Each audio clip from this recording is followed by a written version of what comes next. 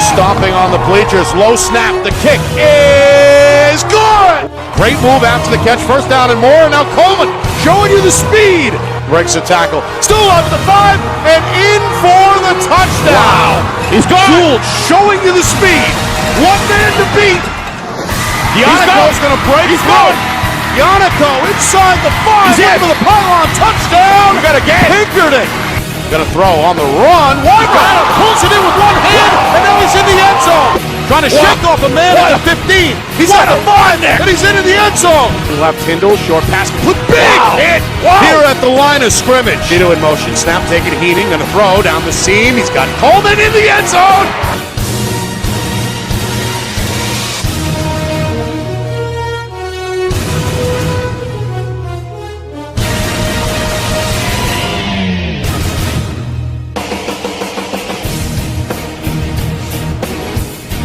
Well, hello everyone, and welcome here to Concord.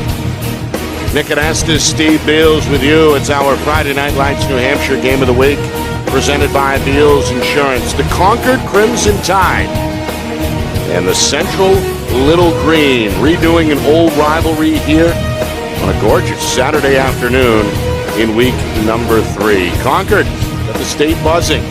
Week 1 took defending champion Londonderry down to the wire. For the Lancers, ended up wrestling away a 34-24 win. Concord lowered the boom on the road here on this program last Friday night at Keene, part of a big 48-13 blowout. And then they come in here as big favorites, hoping to get their second victory of the season. For Central, been a rough start.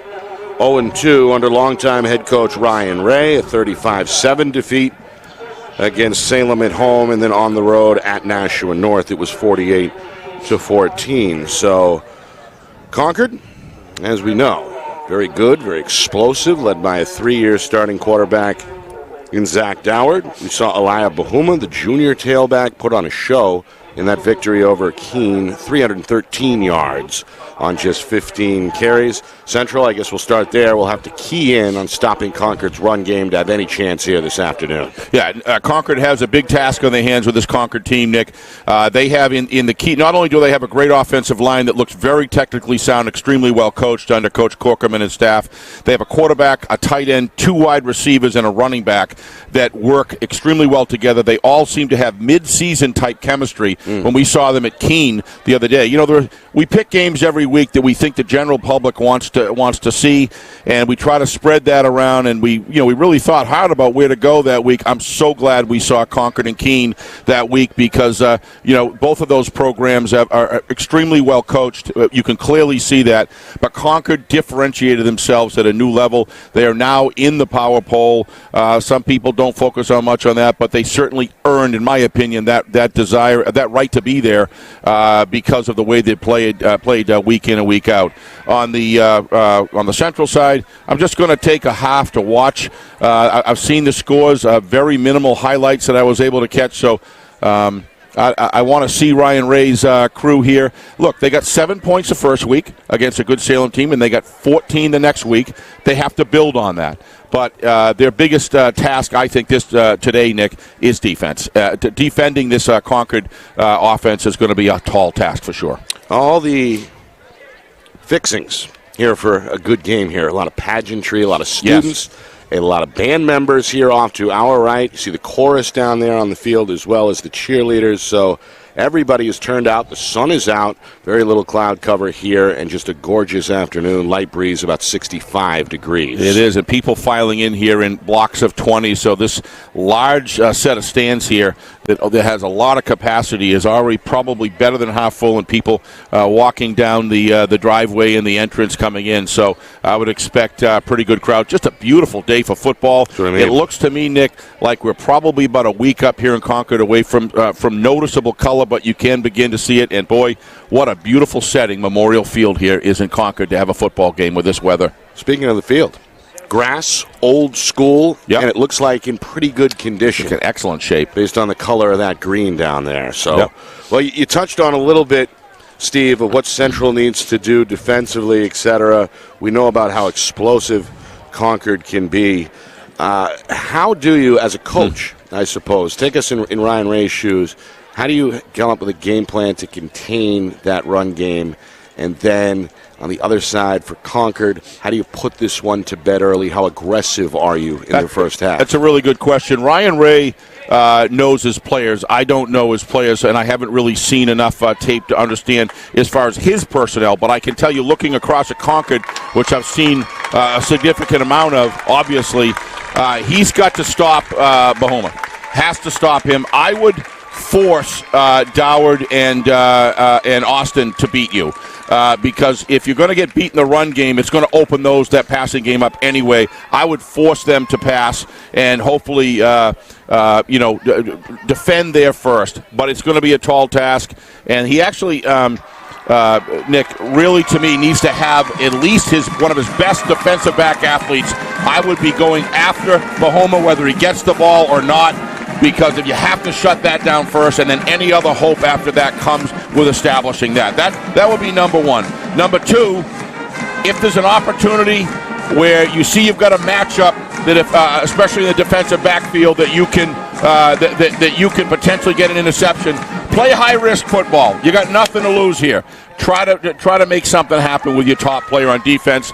And as far as your defensive line is concerned, you've got to contain Dowd. And if those three things they can establish and play a competitive game, that's a good thing for Central moving forward. All right. When we come back, opening kick next. You're watching our Friday Night Lights New Hampshire Game of the Week, presented by Beals Insurance.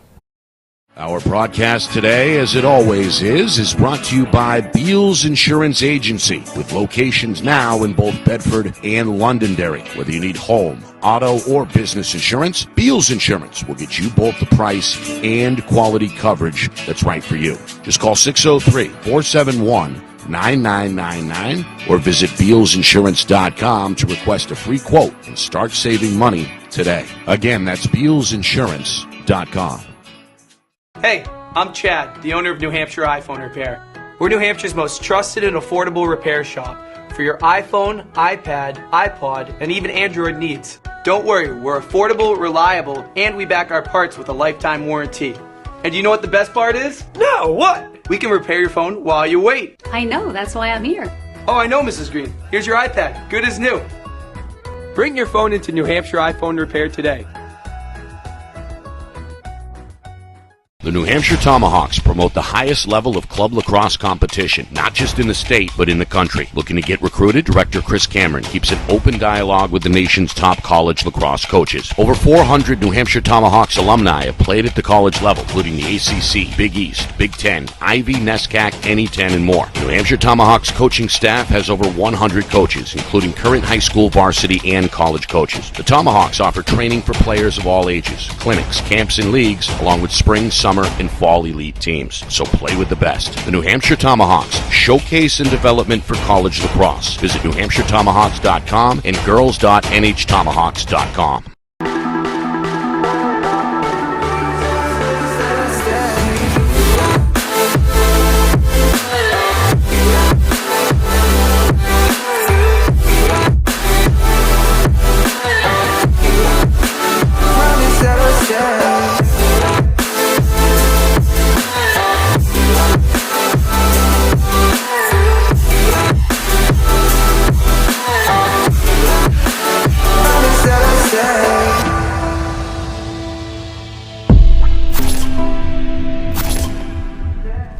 How can you reach your team's fundraising goals at no risk and no cost? MG Sports offers a variety of products to make your team's fundraiser a success. Their products include tickets and discount cards to hundreds of local businesses. MG Sports now has a digital platform where athletes can raise funds in the comfort and safety of their own home. Don't waste another season.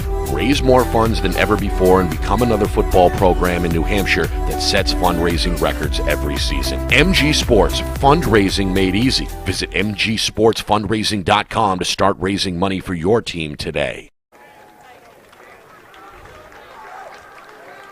Getting set for the opening kick here in Concord. Week number 3 in the state capital. Nick Anastas, Steve Beals with you. It's our Friday Night Lights New Hampshire Game of the Week, presented by Beals Insurance. Looked like Steve Central won the toss. Longtime head coach Ryan Ray has elected to receive. Yep. taking the old school approach here, wanting to get his offense on the field and see if he can grab an early lead. Well, I think Ryan made a great decision there, because why would you put Concord's on the field first? He wants to be able to establish his offense on there. I think it's the right decision. That just shows a ton of respect for the Concord offense, and probably Ryan feels as though his offense is the best thing that he can put on the field right now. So, and when you're away, you want to strike first. You always want to strike first, but especially when you're away. Concord, not sure if those are new jerseys or not. I don't know. They look good. New. They're kind of a sharp design. The numbers seem to pop with that white outline.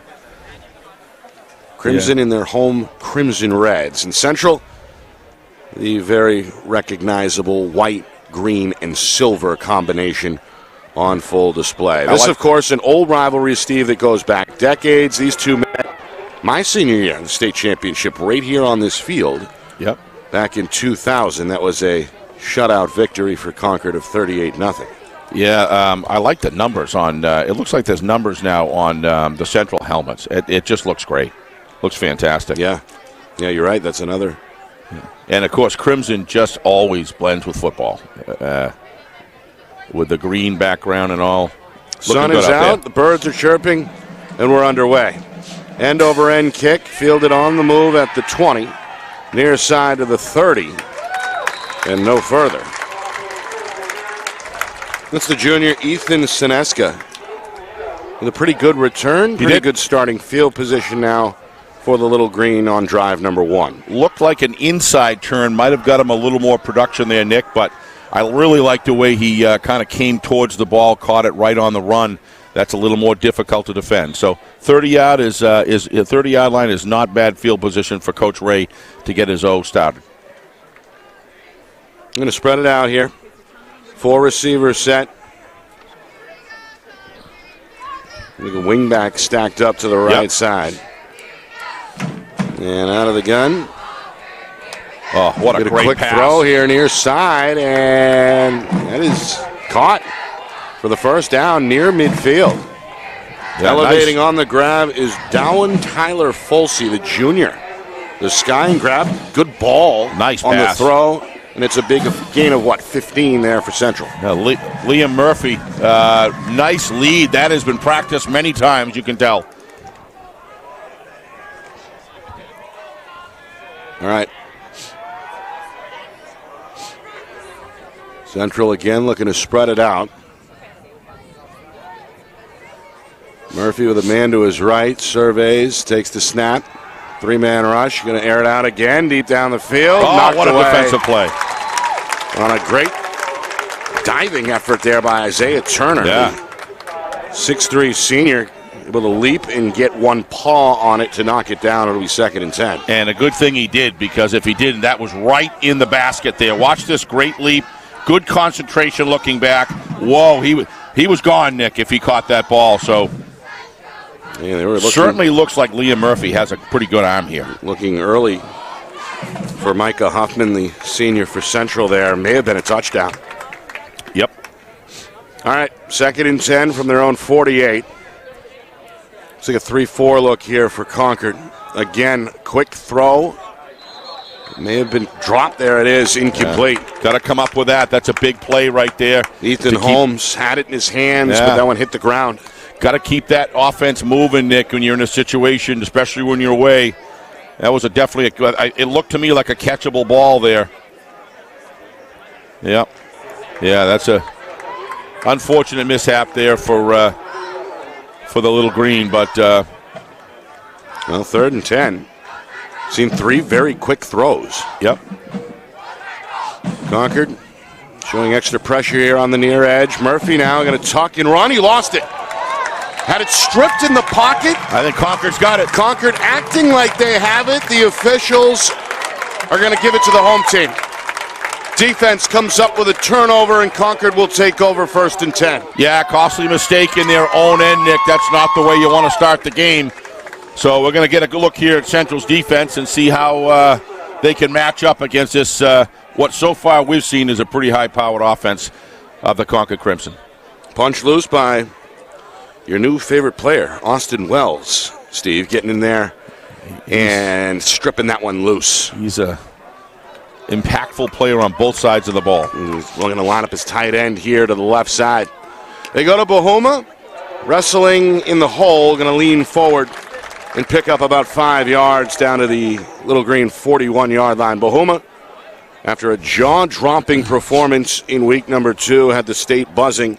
313 yards on the ground on just 15 carries in the big win over Keene. Yeah, what they have to do with Bahuma, Nick, is they've got to slow him down at the line of scrimmage or hopefully even pop him in the backfield. And that's where you've got to have someone spy on everywhere he goes to try to beat him before he gets that momentum. Doward under center, hands to Bahuma, and he's got room near side. Wrestled down by Murphy. Spun down at about the 29-yard line of first down. Yeah, you've got to have a defensive back. One of your top athletes of the team. Just completely attack him every play. Don't even worry about where the ball goes. You've just got to go after him and sacrifice one of your top players to slow him down, because this is where Concord really settles in, digs in on you, and just starts running downhill. And it's all behind, good, crisp handoffs to Elliot Bahuma. All right, Bahuma's going to stay in. Yep. 2 receivers left side.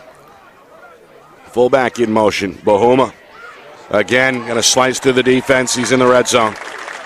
Brought down about the 17-yard line, close to a first down. They will move the chains. Let's not forget what the offensive line here is doing for Concord, Nick. They are doing a terrific job. You'll see on replay here. Watch the clean out of that inside. Look at that outside tackles pushed out. Good downfield blocking. And again, it's Murphy who had to wrestle him down out of the secondary for Central. 1st and 10. Ball just outside the 18-yard line. Play action. Doward looking downfield, going to tuck, run, and step out of bounds. That's what you look for in your quarterback. If there's nothing there, don't make something happen unless it's 4th down and you got a minute left. Those are the times you do that. That's good disciplined quarterback. That comes from coach right down to player. That's what you want to see, is a guy that doesn't take it into his own hands unless it's absolutely necessary. But a win there for the Central defense, as in the end it's a loss of 3. And just nobody open downfield either off that play action rollout. So 2nd down and 13. With the ball at the 20-yard line. It looked like he had separation in the end zone, Nick, but it was just, I think he was shielded from seeing how far that was the last play. Same formation, 2 receivers left side, and they'll pitch this time. Bahuma, nowhere to go. Hit the brakes at the edge and then was twirled to the ground. Maybe a gain of 2. That's Kari Whitehead, the senior who was there for Central. And where was he? He met him literally a yard behind the line and slowed down Bahuma's momentum. That's the only way you can stop this guy, is at this point right here. Watch. He has to pivot step or stutter step. As soon as you get him there, then he becomes human. But before, if you let him get through the line, then at that point he turns into Megatron, and he's very difficult to bring down. All right, 3rd down and 13. Doward under center. And this time it's a counter.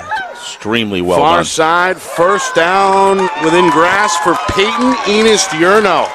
He's all the way into the end zone for the touchdown. It's a 20-yard scamper for the senior. First time he touches the ball this afternoon. It's pay dirt, and the home team's up 6-0. Okay, watch this replay. You're going to see line blocking at its best right here. A complete wash down and the handoff by Dodd. And look at this. Look at that fake. We were talking about this last night about a fake handoff. And he earned the rest by himself. But every Concord Crimson lineman is blocking to the whistle. And it's having a real positive effect on giving him the runners an opportunity. Here's your swinging gate. Yeah, that seems to be making a comeback statewide. Yeah. Seen that a few times. Meanwhile, extra point, Nice kick. Up and good. Take note of the Concord band. Boy, they are tight. Always been a good band here, Nick. Doing a terrific job. So 7-0. As the home sideline, you're right, it's rocking here in these old school bleachers. Wooden made and really stuffed to the brim here. Not a whole lot of extra seats. A lot of folks down there. A lot of spirit. Aligned along the fence as well. Standing room only at this point, so to speak. And you're right. The band always does a good job here at Concord. So 3.5 gone by. The Crimson take advantage of the Central turnover. They go down the field about 46 yards. Bahuma leading the way, 4 carries, 26 yards, but the scoring strike comes from Peyton Enos-Urau. And the Crimson have a 7-0 lead on the board. Well, turnover is not the way Coach Ray and crew wanted to start this game, Nick, especially when it's done in your own, with giving the opposition great field position. But this is, we know that early in the game they have to establish some sense of parity if they're going to have a chance in this game. So I did see some really positive things on the arm of Liam Murphy. I thought he looked very solid, and they were giving him time. But, very quick release, right? Took the shotgun snap, and it's out. Yep, good velocity. Good job leading. Obviously, these guys have worked on it. So they've got some reps behind them. But, again, big defensive plays change the complexion of games. That knockdown defensively by the Wells strip? No, I'm talking about the cornerback play down here. He doesn't make that play. That's a touchdown for Isaiah Turner. Isaiah Turner. What a terrific job by him. Completely outstretched in order to do that. And he tracked the ball pretty well. But Liam has got an arm. So this isn't something where if you get behind by 14 points, you can't eat your way back. But turnovers aren't going to get it done. All right, fresh off the extra point attempt, the kicker, Jacob Plant. 5'9" senior has got the ball teed up at the 40-yard line. The Concord cheerleaders firing up this home sideline. And another spiraling deep kick will be handed here by Ethan Holmes. Holmes on a fine room to the far side, now trying to find the 20. Stopped just shy at about the 19. Good coverage there on the kick. Yeah, all Crimson on that kickoff, Nick. Didn't seem to. You got to block those first 2 guys in to allow him to get some acceleration. And right on the backside there, he was allowed to come in from the outside. You've got to pick that up. Connor Hughes, give you credit for the tackle, the junior. Yep. All right, so drive number 2 for Central. Trailing here early 7-0, nearly 4 minutes gone by first quarter. Yeah, they've at least got to work themselves out of their own end here. They're in pretty deep, 20-yard line. It's like press coverage on the outside. 4 receivers set, 1st and 10. Throw is knocked away and nearly intercepted by Turner. Yeah, may have taken his eyes off of that one as it dropped off his hands. Incomplete, 2nd and 10. That may be true, but I think he threw this ball too early. Yeah, he threw it too early. He had separation. He's got to be able to go down the field another 2 strides, Nick, and he would have been behind Turner to a point where if it was thrown well. And again, Liam's throwing good balls here. It's just that one was more of a timing issue than it was. Maybe he was afraid he was going to get sacked. I don't know, but 2nd and 10. Going to throw near side. This one juggled, caught, 1st down Central. I really like the way he throws the ball, Nick. Met by Turner, eventually wrestled down at about the 38-yard line, a pickup of 14. 2nd first down of this first quarter for Central. I really like the way this young man throws the ball. Look at that set. Look at those mechanics. If you're a quarterback, that's how you want to get it done, and he's throwing some darts right at his receivers. 2nd catch for the junior Tyler Fultz. Nice job. Yeah, Murphy, you're right. He's thrown some good spirals, but he's got it out quickly, and that time the timing was perfect. Yeah. Before, if he had waited another half a second to throw that last ball, he might have had Turner beat. All right, they're going to keep it spread here. It's a 3-man front. They go to the ground for the first time. Looking to the far side is Kendon Preston. He's going to go. And he may finally be caught inside the 20-yard line. I thought he had stepped out of bounds. He kept going. I think it's pretty obvious, Nick, why Coach Ryan Ray went with the took the ball in the opening part of the game, because this offense has potential here. This quarterback leads it. It was a great tight handoff. Yeah. And, boy, he's got some steam when he turns upfield. First down and then some for Preston on his first carry. Little Green have quieted this crowd. Yep. With back-to-back first downs, nearly 5 minutes in here in the first quarter. How about the play call sequencing that Coach Ray's putting in here? He's attacking the run and he's attacking with the pass early, establishing that, spreading the field out, and then going off tackle with a good running back. Good play calling. 1st and 10 from the 15. They go back to Preston. Again has room on the edge, and again seeking the first down marker. He may have it. Along the sideline, knocked down, I think a little short inbounds by about a yard. Still, though, a strong pickup of 9, 2nd and 1. Yeah, it looks like to me like they've got a pretty good matchup on the right tackle, Nick. He's winning that ball, winning the battle here. We're going to see it again. Watch the right tackle here. Seals him right inside, and that just makes it more difficult for the linebacker pursue angles to be able to get him. And if they can get him around the corner like that, that's a positive for the Little Green. Nearly midway through, Central seeking an answer.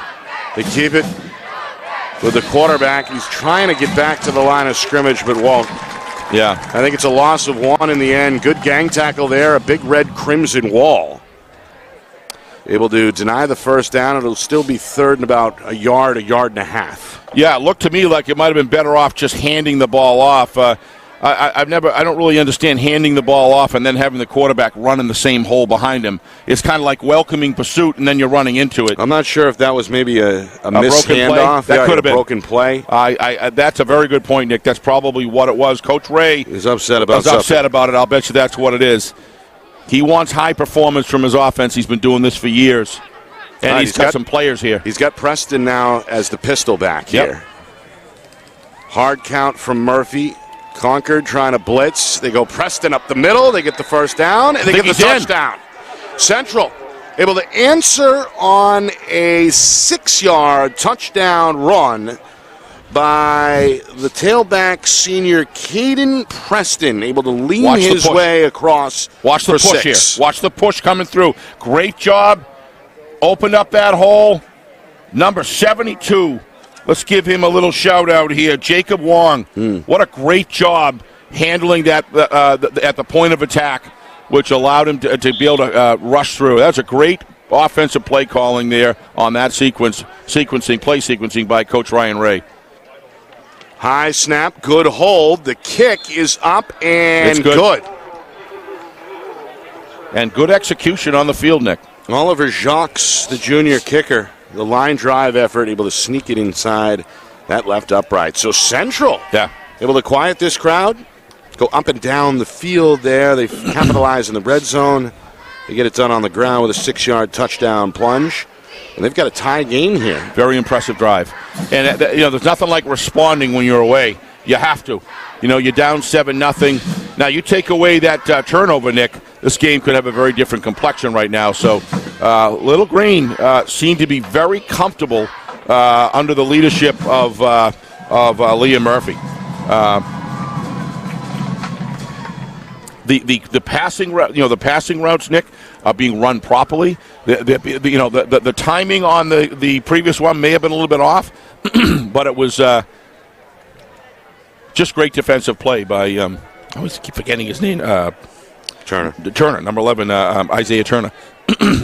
Central, for years, of course, they were really the standard in Division I, long time, under Coach Schubert, etc. And numbers kind of took a dip a little bit, stopped getting some of the hooks of kids into the high school.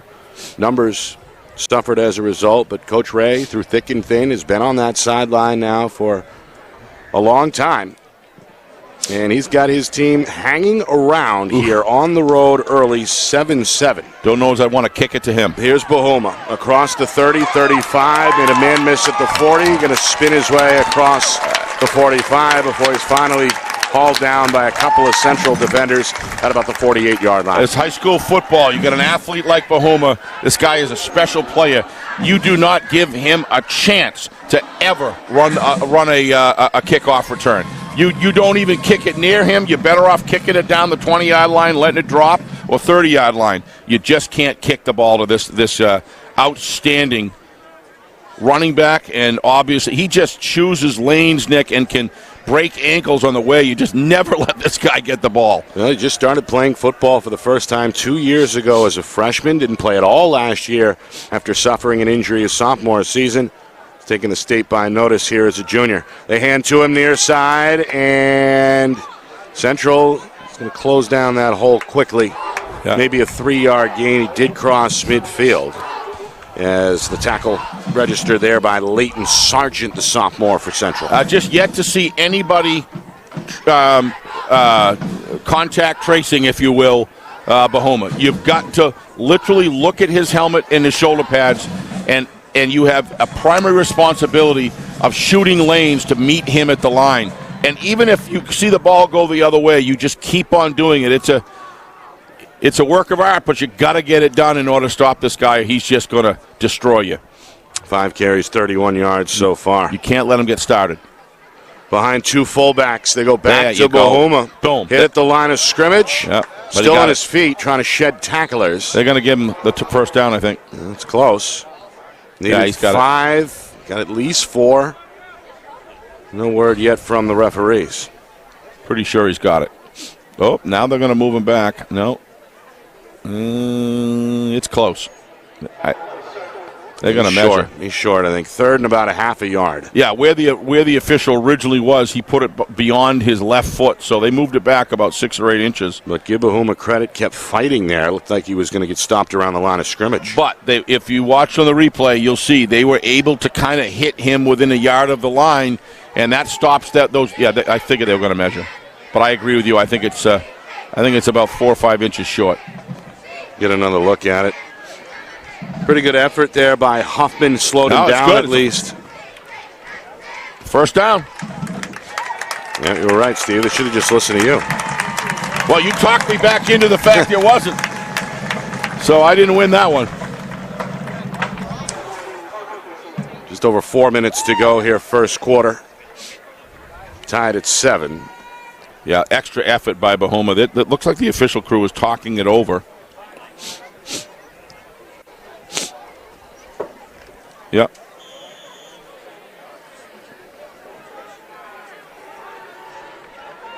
All right, Doward ready to go. Play action. They roll the senior out to his left. Going to tuck. Going to see the game's first penalty flag thrown as he steps out of bounds just shy of the first down marker. Usually that's holding. Saw him roll out Doward last week against Keene on what looked like a similar run call. Ended up being a 49-yard touchdown run. I did see what looked like possibly could be a defensive face mask call against the Little Green, but he went over and asked Coach Ryan, so I think this is probably on the offense. It's a hold. Holding, yep. So the first penalty goes against Concord. See if we can see it on the replay. But yeah. There's a lot going on downfield as Doward on the rollout trying to direct traffic. May have been one of the receivers there. I think it was. Yeah. I think it was the man who scored the touchdown, Enos Giro. Sometimes what happens is they go downfield and the receivers come back and stop the defenders from coming back towards the ball, and that's just. But it seemed like the official that threw the flag, Nick, was along the line of scrimmage, so something must have happened in that process there. But so we've got 1st and 18 on our hands. That's a big penalty. From the Little Green 49-yard line. Doward back under center. And hang on. Got to be disciplined. Everybody jumped. Yeah, they're going to get 5 back of the 10 they lost. Yeah. So Doward with a good job on the snap count there, drawing him off sides. Right. Cadence is one of the things that is forgotten a lot of times in football programs of how you can teach cadence to grab those 5 yards, and even if you don't get a penalty, to keep that defense from getting a sense of timing that they can come off the ball and just expect it every time. You have to mix up your cadence, but you have to have a very disciplined offensive line as well, so they don't get fooled by the very cadence that you're providing. So discipline is at the center. Exactly.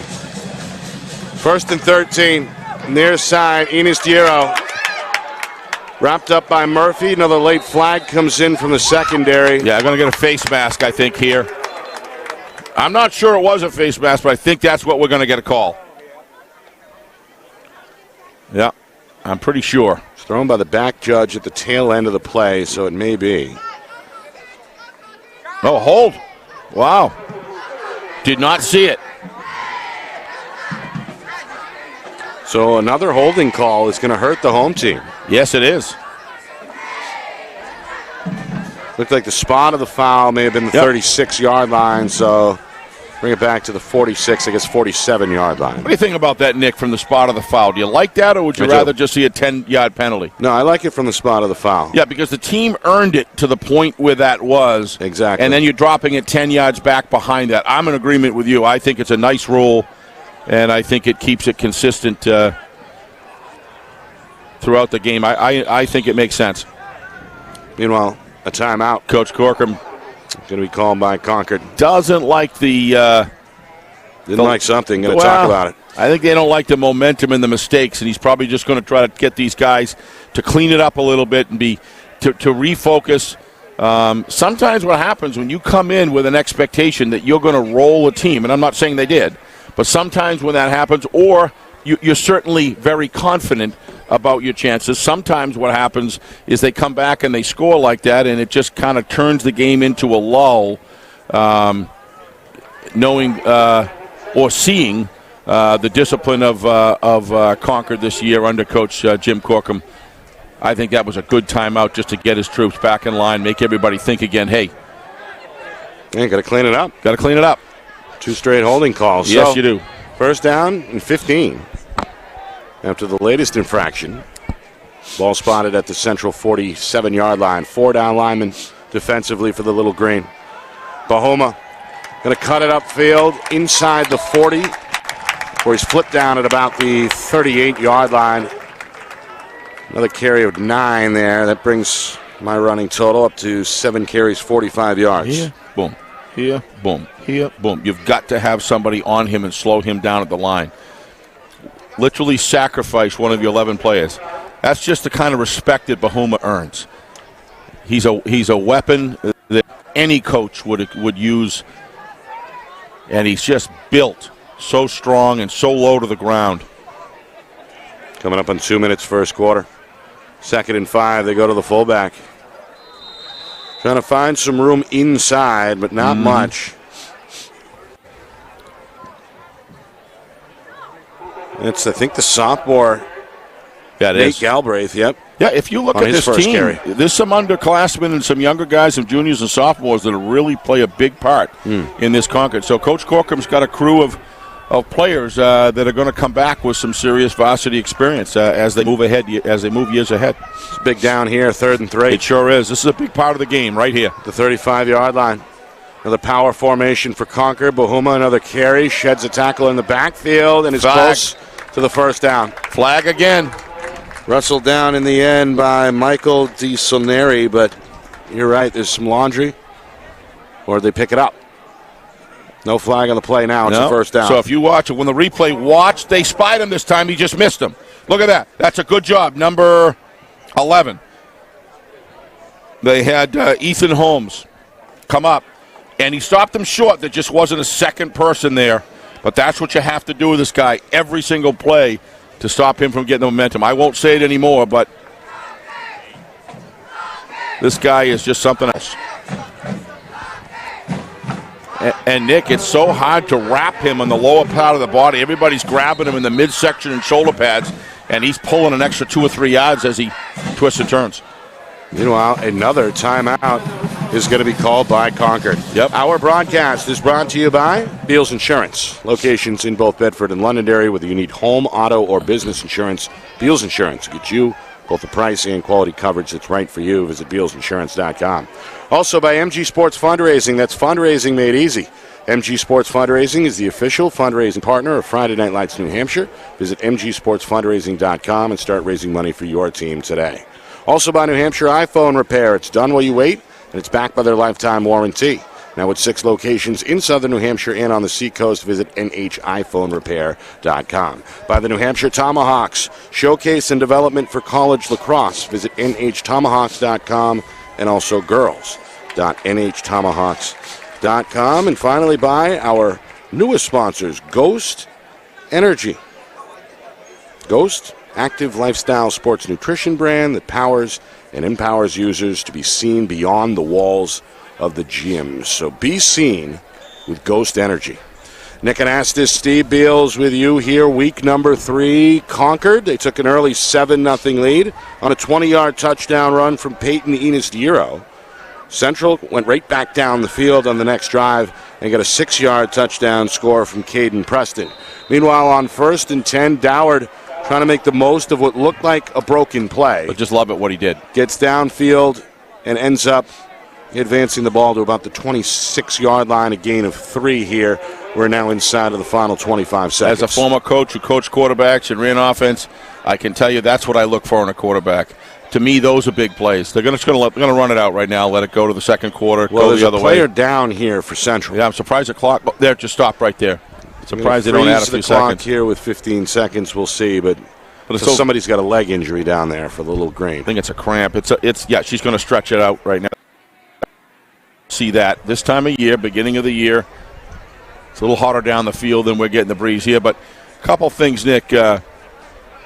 Would you like to have a strawberry bubblicious splash Ghost energy drink and gather energy from that? I'd be all over that if that was here.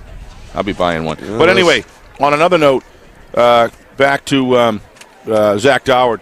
What a terrific job of not making that throw. He was looking on an out pattern way to the left. Those can be pick sixes if you make the wrong decision. Looks to me like there's some stretching of the Achilles there. She is on, the EMT is on his toe. And it's Enoch Bangasimbo, senior linebacker. It's either calf or Achilles, Nick. Trying to stretch that out, yeah. Coach Ray. That's good news that it's in not. The area. They're going to help him to his feet. And Bangasimba looks like going to limp off. Yeah. He had 34 on the helmet. He's got number 2. Looks like a jersey on is the freshman defensive back Liam King. So I think it's King wearing Bangasimbo's helmet. I don't know about you, Nick, but at least so far in this first quarter, there's some good things with this Concord Crimson team. There's some elements here that Coach Ryan Ray has some things to work with here. You mean with Central? Did I say Concord? I'm sorry. Apologize. Central. I'm looking at the clock over here. They have some weapons, and that offense is pretty put. They need to get that offense on the field. All right. End of the first quarter. We've got a 7-7 game on our hands here at the Capitol. Concord looking for the lead when we come back. You are watching our Friday Night Lights New Hampshire Game of the Week, presented by Beals Insurance.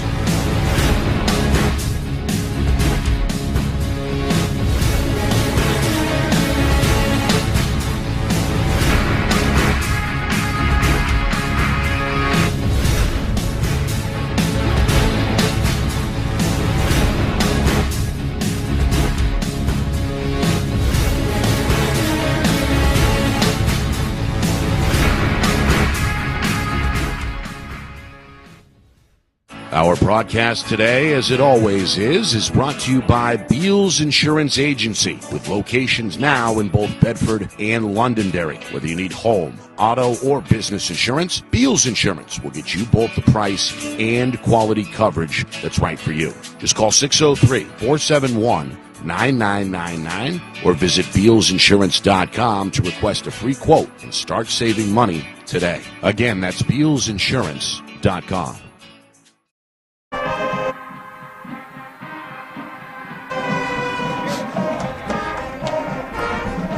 There's the Concord High Marching Band here at Memorial Field in the state capitol on a gorgeous Saturday afternoon in September. Nick Anastas, Steve Beals with you.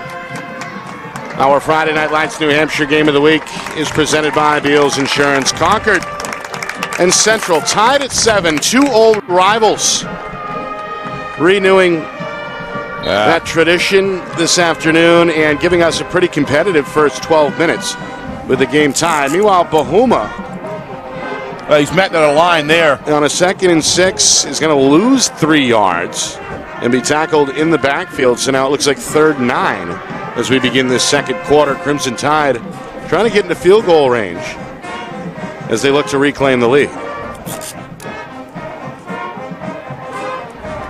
Bahuma the tail here. He's been busy. 9 carries and now 45 yards. On the 3rd and 9, Doward going to roll out right side, throw off the back foot. Leaping catch is made in the end zone. Touchdown, Concord. That's touchdown number 2 for Peyton Inistiero. Able to leap and hang on his way to the ground. It's a big 40-yard hookup. And Concord celebrates as they retake the lead. Nick, when this guy rolls out, we've talked about it a couple weeks ago. When this guy rolls out, he is dangerous. And he's dangerous because you have to respect his running ability and his mentality. He can throw it short, he can run it, and he can throw it deep into the end zone. What a beautiful throw that was to not a very tall receiver, and he put it right at the place he needed to for him to make the catch. Just a terrific pass. Extra point attempt. Plant's kick is no good.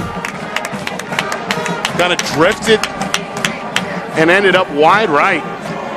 So it stays 13-7 with 46 seconds gone by in the second quarter. Yeah, he's just impressive. Nice catch there as well. We're going to see it again here. Watch how he rolls out. He gets out there quick.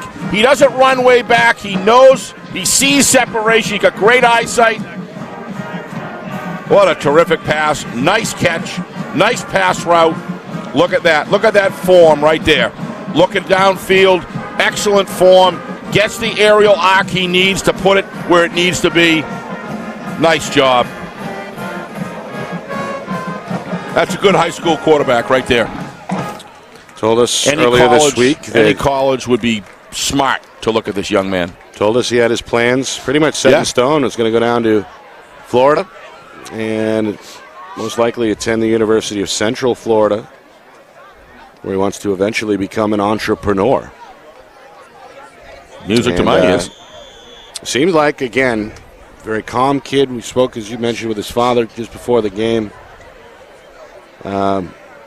Definitely a leader for sure, and has played well.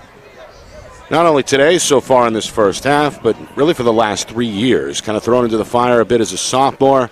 Took his lumps last year as a junior when the team went 3-6. But again, off to a 1-1 start, hoping to make it 2-1 when this one is all said and done. Meanwhile, this one bobbled by Holmes. He recovers at the 15, looks for a block at the 20, makes a man miss at the 30. Still alive at the 40 before he's pushed out of bounds at about the 42-yard line. How about number 10 in that block? That play is tackled down to the 18-yard line. If number 10 from Central, that's Trevor Wong, again, checking multiple times into this game if he doesn't make that block. Watch this, folks, downfield. That's what you want your other receiver to do for you. Look at that. What a great block. Boom. Right out of the way. He opens it right. Number 6 was a factor as well. We'll give him a shout-out, too. That's Jacob Maloney. Oh, no, I'm sorry. Yeah. Jacob Maloney, number 6. Yeah, that's also senior. Hit a key block to allow him to spring through. And this is what Central wants in this game. They got to be able to get good field position. Let's see what Liam Murphy and crew can do in the offense. 1st and 10 from their own 42-yard line, trailing 13-7. Murphy, a quarterback run. Looking for room up the middle, not going to find much. Maybe a yard. That almost there's looked a like number of defenders waiting for him in the hole, including Oscar Humelzine Perez, the junior linebacker. Almost looked by design here. Watch on, he was always running. Nice clean out there by the offensive line. One of the things I think that Liam needs to do is don't be afraid to be a little creative. Yes, protect the ball, but don't be afraid to run to the line and then cut outside. Because it looks to me like when he is running, he's got some lanes there if he wants to attack them. But, they did get 3 yards, but they give him 3 in the end. I thought it was more like 1. I did too. Pretty good spot up to the 45.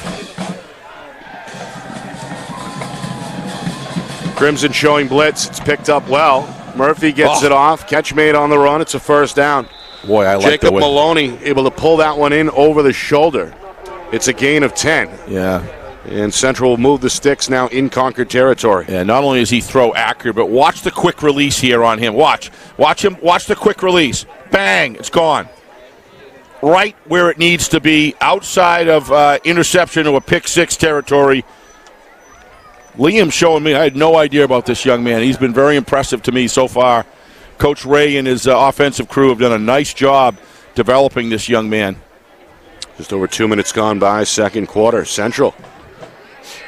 They answered a touchdown in the first quarter, trying to do the same thing here in the second. Murphy throws it, tightly contested, but it's pulled in. What a quick release he's got. And a great grab, despite pretty good coverage. It's the third catch for DeJuan Tyler Folsey. They move the sticks. No, it's a pickup of 6. Look at that quick Set up release. Second and 4, yep. Yeah, he again, 2 quick release passes. And he's giving his receivers, that protects his receivers, because not only is he releasing it quick, which is so difficult for the defensive backs to cover, he's putting it right in the breadbasket so they can turn downfield and protect themselves as they move forward and look for some open space with yards after the catch. Terrific job. 3 minutes in. Central going to send 3 receivers here to the near side right. Preston is the back. They give to him. Looking to cut upfield, trying to stiff arm, survives, 35-30, near the first down at the 25. Wow. He's got it. Knocked out of bounds. Preston with a hard piece of running. A first down and then some. Number 72 shaken up. Looks like he's okay. Jacob Wong, they do not want to lose that man on the field. He has been putting in a body of work in a quarter that you don't see very often. Coach Ray's going to pull him off, give him a little bit of a break. Smart move there. But, boy, that was a nice run, Nick. You see, he looked outside, followed his blockers, waited for that play to develop. Nice turn upfield, protects the ball upon contact. Nice running. Gain of 13. Steve, he's got 63 yards on 3 carries. Let me tell you, this don't lose sight of this young man. He's still in there as the tail here. Pistol formation, they go right back to Preston. Love the way he protects the ball. Senior stays low to the ground as well. And picks up a solid chunk of 5 to set up second and 5? Yep. Looks like spot him near the 20. A strong 5 there. Nice run. Good job by the offensive line. Let's not lose sight of that. And they're doing that without Wong on the field. I don't believe he's on yet. This Crimson line is a good line, too. You got to give Central credit here. But what I really like, other than all the other things we've been talking about, is the play sequencing that Coach Ray has been calling. He's been outstanding. He's looking at areas, he's spreading the ball around, doing different things, relying on his quarterback. Murphy going to fake the handoff, roll out left side, eyes downfield, throws, ball is incomplete. Had Holmes open near the 5-yard line, but juggled it before Turner came in and applied a little bit of a hit there. It's incomplete either way, 3rd and 5. Folks, watch Liam Quinn's form and technical capabilities here. This doesn't happen overnight. Going to his weak side. Look at that. Fakes it. Does a good job. Gets outside. Got the vision. He sees the hand down the field. Look at that. On the run. Right on the mark. Got to make that catch for your quarterback. Look at this. Another nice angle. Good job, guys. Down in the control room and on the field. That's a nice job of running the offense. Liam is impressive. Cameron Martin in on the coverage there for Concord. 3rd and 5. Ball just inside the 21. Murphy hands to Preston, spins in the hole. There's a flag on the play, and he's not going to get much. Brought down by Wells at about the 19, but again, there's a flag along the line of scrimmage. Yeah, let's see what this is. I'm wondering if it is against Central. I'm wondering if Coach Corcoran declines this. It's a hold against the Little Green. First penalty against the Central offense. Looks to me like he's going to take it and back him up. That's 2 penalties now each way in this first half. Yep.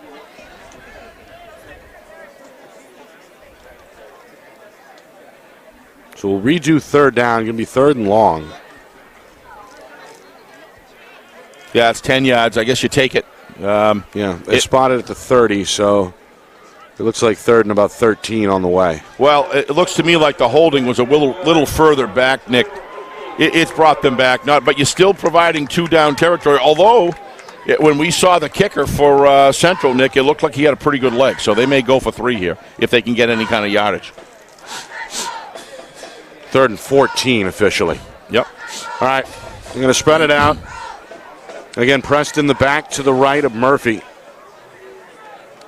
2 receivers each side. Concord looks like they're going to rush 4. Murphy takes the snap. Throw near side. Caught near the sideline. Preston with room. Inside the 20. Makes a man miss the 15. Got the first down. He's at the 10. He's at the 5. And he's finally wrestled down outside of the pylon. They're trying to, Concord's trying to say, one of the players trying to say he was out of bounds. It didn't look that way to me, Nick. We'll see maybe on the replay here.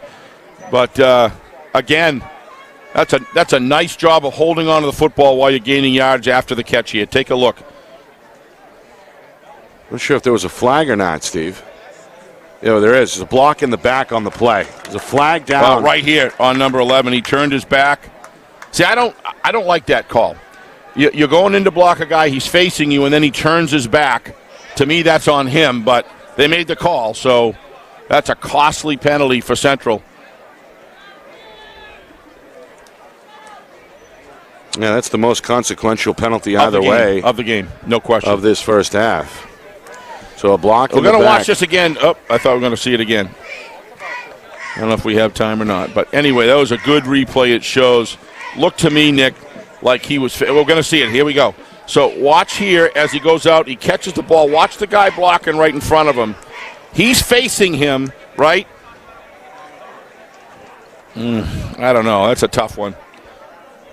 It's on the receiver, Micah Huffman. But it's certainly within the legal constraints of the ref making that call. It's just, I might have allowed a little discretion there given the fact that he had turned his shoulder. I don't know.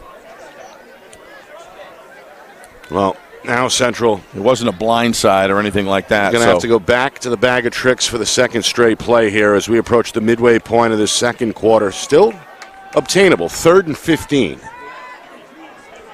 from their own 31-yard line. And we will have the band playing for you at halftime on screen. So yeah, they're getting ready down there on the sideline. Murphy going to throw far side, incomplete. He felt like some miscommunication there. Receiver fell right out. Number 8. That was designed for number 8. He fell and slipped down early on his route. So 4th and 15. Yeah. Yeah, it looks to me probably certainly outside of kicking range here. So that penalty looming large right now, that block in the back. Murphy over there talking with Ryan Ray on the sideline here, an extended conversation between quarterback and longtime head coach. You mentioned halftime. We will have the band for you coming up at halftime, along with a full recap of the first half, highlight stats, second half analysis, a recap of last night, and a look at the Saturday afternoon Week 3 scoreboard as well. There's some action statewide, not so much in Division 1, but we'll see if we can track down some scores for you in real time. There's a nice picture there of Coach Ray, outstanding Division 1 Maine Black Bear offensive lineman. Guy was knows the game of football, and I don't think I would want to have been, and I've heard that you didn't want to be a defensive line. He played offensive line with a vengeance up there, and brings a lot of tools, that he can show his offensive line on the offensive side of the ball. And to me, there's been a lot of work that's been done with these players. Looks to me like they must have had a really good week of practice, Nick, because they are playing. Yeah. This is Concord Crimson team is they're solid football team. Well, frankly, following what Concord did last week to Keene, where they put up 48, had a running clock in the second half. Give the defense some credit, too. But the Blackbirds, who looked pretty formidable in their own right after the Week 1 win, they put them to bed early last night. Central, of course, on the wrong end of 2 blowout scores to open up their season, 35-7 loss at home against Salem, and then a 48-14 defeat on the road against Nashua North. But they have more than held their own so far here midway through this second quarter. They fell down early, giving up a 20-yard touchdown run to Peyton Enos-Euro. Concord led 7-0 after their opening drive, and then Central able to answer on the back of Keaton Preston, the senior running back, finished off the drive with a 6-yard touchdown run. Concord retook the lead moments ago on a 31-yard hookup between Doward and Enos-Euro. And that's where we are, 13-7. 3 penalties against Central in this first half, 2 against Concord, and of course the 1 turnover came on the opening drive of the game when Murphy lost the fumble. Murphy out of the gun snap, going to go to the air on 4th and long. It's incomplete. Trying to find Holmes. He threw it where he had to. Incomplete.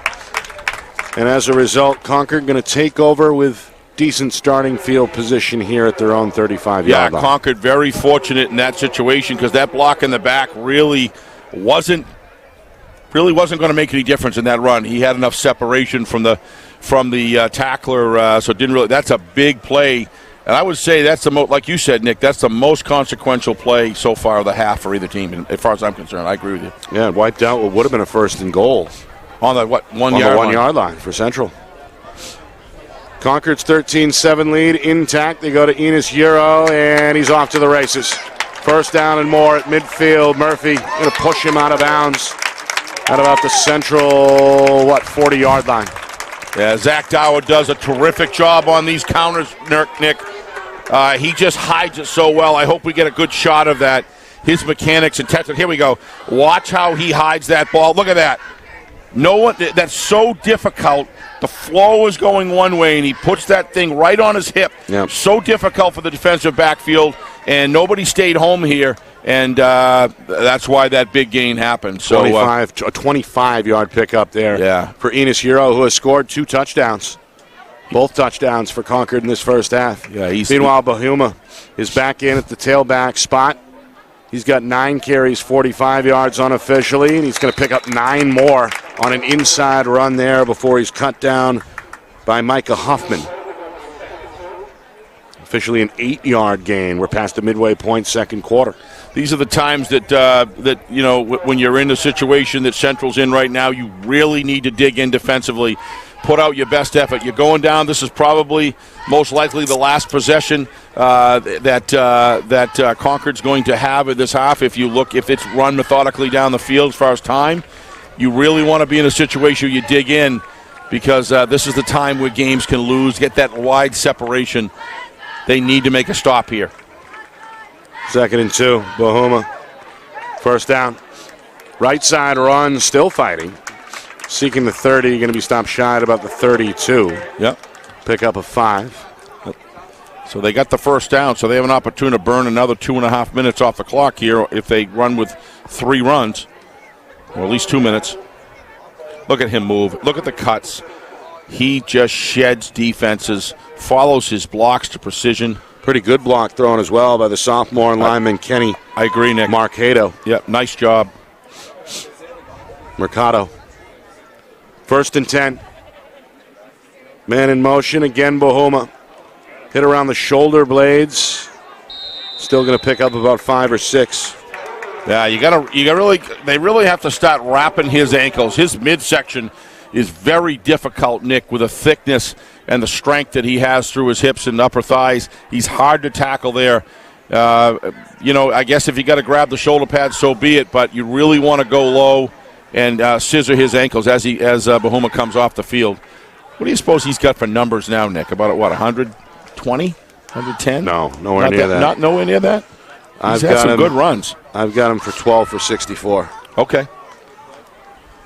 After a pickup of 6 there. 2nd down and 4, coming up in 4 minutes to go. Meanwhile, another fullback run on the inside give. It's Galbraith for his 2nd carry. And I think Central stopped him short. Yeah, they did.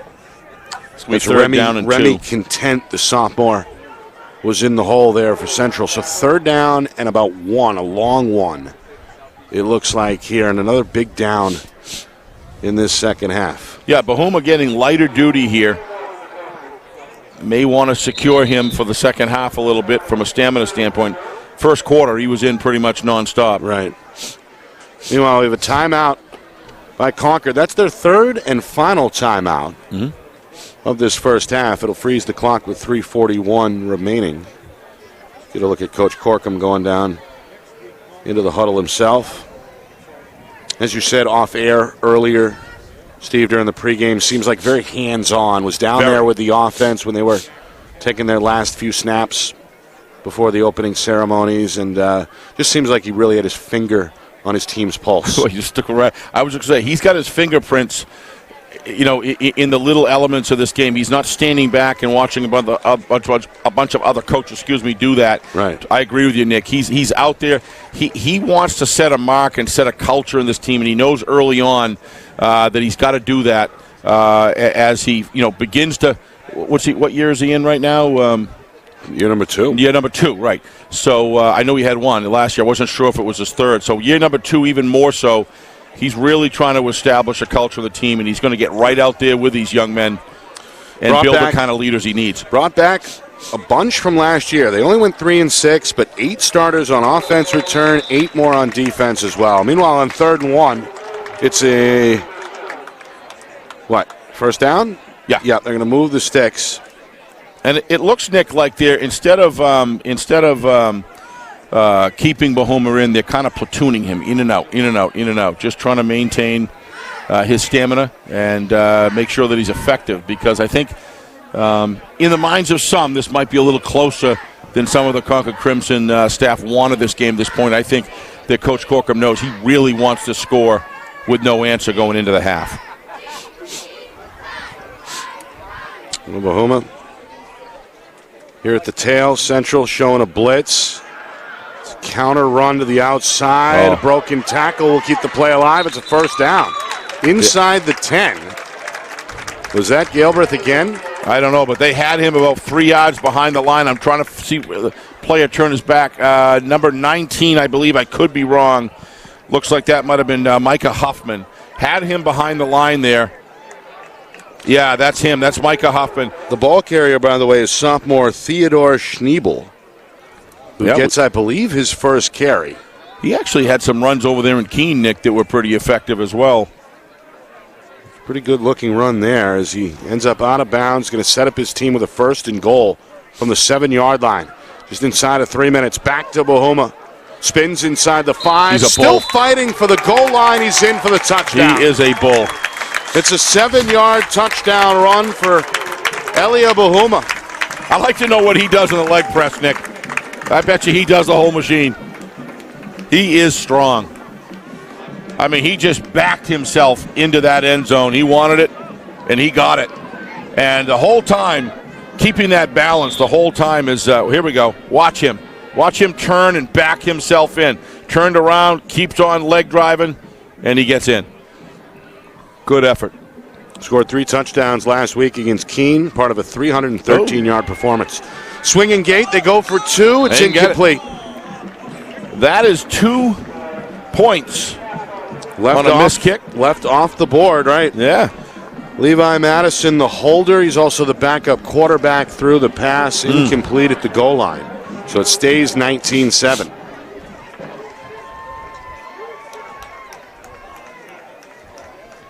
Pretty good coverage. Very good.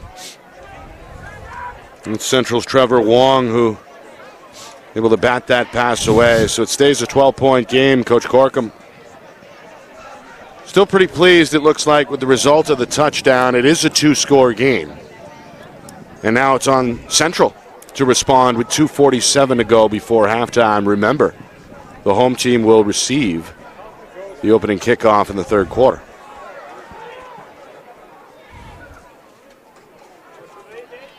So 19-7. Bahoma unofficially 14 carries, 73 yards, and a touchdown in this first half. Meanwhile, Plant checking with his guys, ready to tee this one up.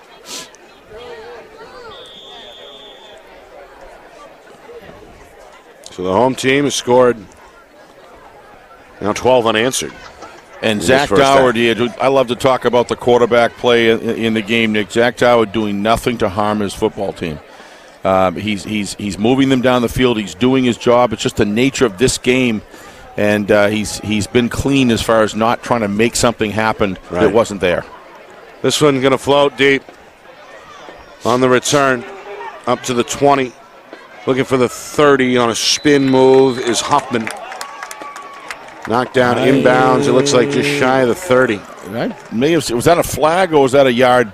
I think it was somebody's sneaker. It might have been one of the I saw some coverage guys, Zach McCoy. Something fly up in the air. What? No flag. No flags. Which is good. I think I'm glad to hear that. I'm kind of sick of flags. We've only seen 5 combined penalties in this first half. A few last night in the Spalding-Portsmouth game, of course, as well. Yeah. Yeah. Boy, was that a fun game to call as Sure well. was. As well. One of the more drama-filled fourth quarters you're going to find. Go on our YouTube channel, FNLNH Media. Check that one check out. that game out. Absolutely an instant classic. Right down to the wire. Red Raiders and Clippers. Meanwhile, stretch run for Preston. To shuffle the feet, turn the corner, lower the shoulder at about the 34. Still standing before it's finally whistled dead at about the 35-yard line. That was a long whistle. A long time before the whistle. Meanwhile, I guess he's been able to match Bahuma yard for yard here, but it's done so on only 5 carries. 5 for 73 for Preston. Yeah, but boy, that run down to the 1-yard line was. Is that who you're talking about? Yeah, that was wiped out. That was wiped out, and pretty impressive. Even so, he's still got 5 for 73 unofficially, including a long of 44 that set up the first touchdown. All right, inside of 2 minutes. Coach Ray does have 3 timeouts in his back pocket. On a 2nd and 5, Murphy throws near side, leaping catch at the 40. I think he got it. Very close to the first down, escorted out of bounds by 3 defenders. That's the central receiver, Tyler Fultz, who's been busy in this first half with 4 catches. Yeah, that was good job by the official down there to give him that forward progress, Nick. He leaned over that as well. You're going to see right here. And he did a good job leaning over, getting that ball up front. See, he's over the line. Yep. Nice job by the official seeing that. Comes out of the old rugby days where it's forward progress. Trent Kinsvader leading the way on the stop.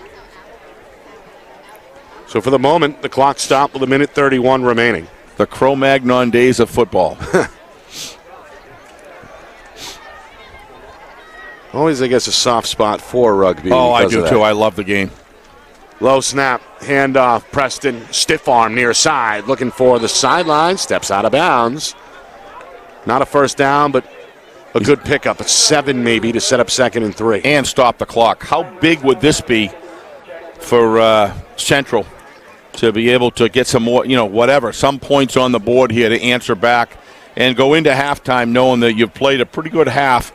And I think above expectations of what most people might have had. They've shown me that they've got some ingredients here to continue to improve. Like I said, they have to have had a pretty good week in practice. I think they need points, though. They're down 12.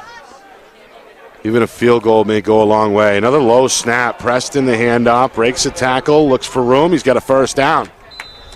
Pushed down at about the 45-yard line of Concord. He's You're right, Nick. He is racking up some yardage. Chunk yards right now. Unofficially, if that gain of 8 stands, it's 7 for 87. I think sometimes I see Bahuma run and he grabs a powerful 8, and I think somehow in my mind it's 20. So I guess I'm racking up the calculator a little bit early. Well, but he just impresses me so much. After what we saw last week, that's certainly understandable. Yep. Where he ran for 313 against Keene on 15 carries. Meanwhile, Murphy going to air it out near side. Incomplete. Wow. He gave up on the ball, I think. Looking for Huffman, nearly picked off by Kinsvader. Maybe we can see if that was tipped on the replay here. Here we go. Came in with some speed.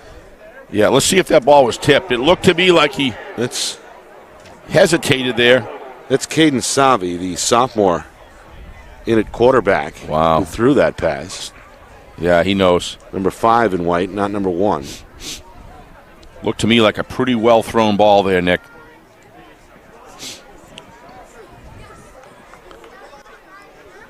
So 58 seconds. He's got a strong arm. I mean, to turn, to open up a little bit on the left side, to turn on the other side of the field and throw all the way across with that kind of velocity is that's an arm. Both these quarterbacks have excellent arms. Looks like Murphy's coming back in the huddle now. And Coach Ray is going to call a timeout for the first time. Yeah, he knows how important this is. We don't know how many timeouts. Is that the second timeout by Coach Ray? I think it's the first. Okay, I wasn't sure if it was the second. Concord's used all 3. And that's who it was, I think that's the first for Central. I thought it was 2 and 1. You're right. Now it's 3 and 1. Okay. So it'll be 2nd down and 10 with about 58 seconds. So he can drag this 58 seconds out with a couple first downs and in a high-tempo offense. He's got 2 timeouts in his bag here, so he can turn this 58 seconds into a pretty fair amount of plays to get them downfield, and he has a quarterback that's got a gun that can get it done quickly. I feel bad. I wish I had seen him in the other games. I look forward to reviewing some of that film if I can find it, but well, there are only so many hours in the day. He led his team on a touchdown drive, an answering touchdown drive back in that first quarter. It was 7-7 after one. The two scores in this frame have both been by Concord. A Doward to Enos Euro hookup of 31 yards, and then a 7-yard touchdown run by Elia Bahuma. So, and let's not lose sight of the fact that the Little Green offensive line has done a pretty good job protecting Liam. It hasn't been, they haven't had clean shots at him, and that's a good Concord defensive line. This is Savi going to throw near side, and it's intercepted. Wow. Picked off by Isaiah Turner, and he may go all the way. Turner inside the 10. It's a pick six. Concord. He's having himself a game today. This time Turner able to see it all the way into the hands. He was on the runway at that point. Yeah. Meanwhile, there's a flag down. So hold on to your hats. There's a flag down. Yeah, it may be against Central. I think it is. Coach Corkum is signaling that he doesn't want anything to do with it. Yep. Holding. Declined. Yep. Touchdown, Concord. Let's talk about this young man, Isaiah Turner, Nick. Not only did he make a tremendous play in the opening drive of the game, I think that's his one pick and 3 defensive knockdowns at key times. We'll come back to it here in a second after the extra point. There's the sophomore Savi throws that. He's telegraphing that. He sees it all the way. It was just, it hung up there too long, and Isaiah knew it. So the pick six. Heady play. Makes it 25-7. They're going to swing the gate back over. Plant will try to kick this one. It's up, and it's good. So 26-7. You look at Isaiah Turner, Nick. You've got 3 stellar defensive plays at critical times of the game. Then, right as the Central's moving downfield, he gets an interception. And let's not forget that he's the one that turned his back to take on that clip there. I'm not saying he did that intentionally. Wouldn't blame him if he did. But he was out of the play. And so he's been a factor by his own accord, or certainly part of that penalty that was that critical penalty when they got down the 1-yard line. They got turned around. This young man has been in this game in a big way for the Concord Crimson. So now 19 unanswered points here in the second quarter by Concord. Yep. And that one also the second Central turnover of this first half. So that distance now, 26-7 going in the half. And again, Concord is set to receive the opening kick of the second half as well.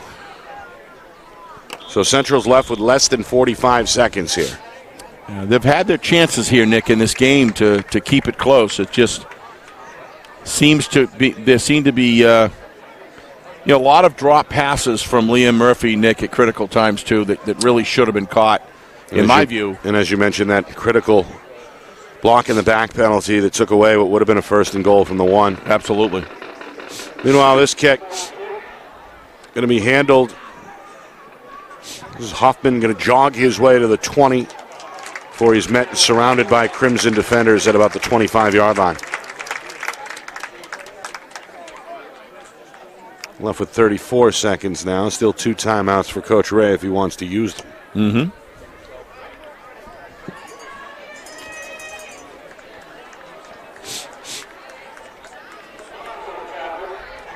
Another reminder at halftime, a look back at last night's Week 3 scores. Full recap of the first half here as well. Plus a live performance on the field by the band. Reminder, we're on YouTube. FNL NH Media is the channel. Again, Friday Night Lights New Hampshire on YouTube at FNL NH Media. Quite a library, 226 either basketball, lacrosse, or football games that we've done, Nick, that are on our YouTube channel. I believe it. A lot of content there, a lot of history. including some instant history last night. Yep. An instant classic between Spalding and Portsmouth as this one goes incomplete. Nick's still having trouble getting over that tremendous pick six there, running back. I always love a pick six, and now we've seen two within the last 24 hours. I know. And nothing wrong with those Isaiah Turner's pick either. That was tremendous. Great job. He's shown me he can play. All right, 2nd and 10 here, 31 seconds. Some solid defensive back. Murphy back in at quarterback, takes the shotgun snap. Going to throw far sideline, again incomplete.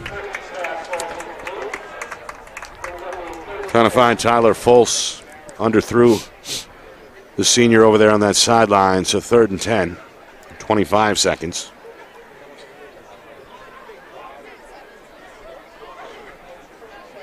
Well, execution game. I think Nick. Central has definitely hung in there, and this game It's execution. seems closer than 26-7. It sure does. It can be disparaging for a team trailing big at halftime when you feel like you've done everything you can. Meanwhile, up. I think it's amazing we don't see that more. Yeah, right up and in the face of the chain gang there. Took out the marker, and meanwhile, one of the Concord defenders who was in on the play a little shaken up.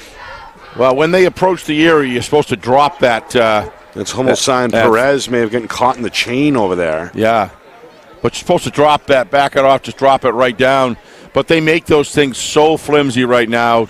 Generally speaking, if they hit it, you can see it there. It doesn't cause any pain or any injury. But it's 4th down. It'll be interesting to see what they do. I don't know if they're going to punt it. 4th and 1. I think they're going to probably punt it. Yeah. It's a lot to risk. Coach Ray says, let's just get rid of it. Well, I wouldn't put it too close to Isaiah.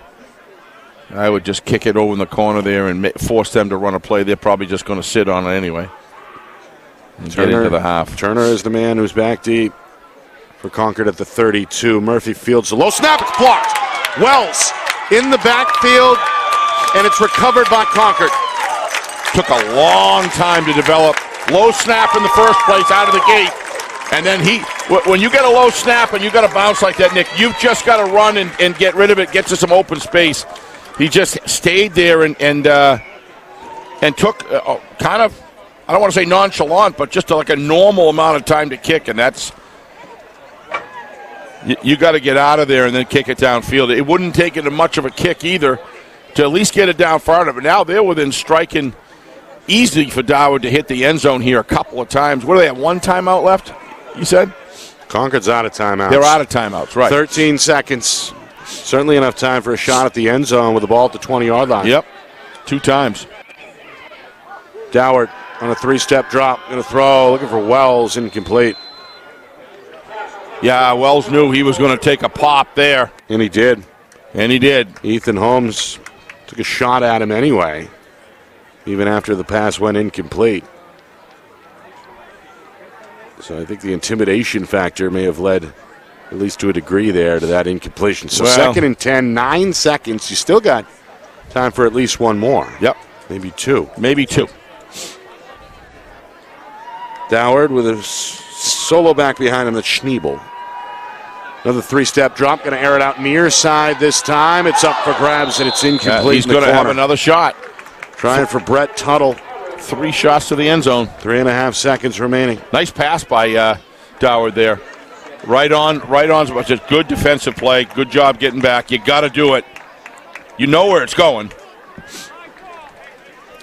I'm surprised they don't do something with. They're going to kick it. Boy, that upright looks like it's leaning forward. It does. Yeah. Looks like both of them. Even that one looks like it's leaning forward to the right. Huh. So what do we got here? We have 36, 37? 36-yarder. Jake Plant certainly has the leg. It's a good snap, a good hold. The kick is up and good. Impressive.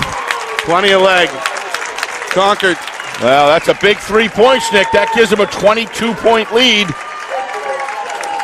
29-7 at halftime. What a kick. So an exclamation point to a big first half. A huge second quarter. Yep. Concord breaks open what was a 7-7 tie with 22 unanswered, and that's the deficit at halftime. Yeah, I think Jim Corcom's going in this halftime. If probably by the end of the first quarter, he's saying, what gives here? I really should be further ahead.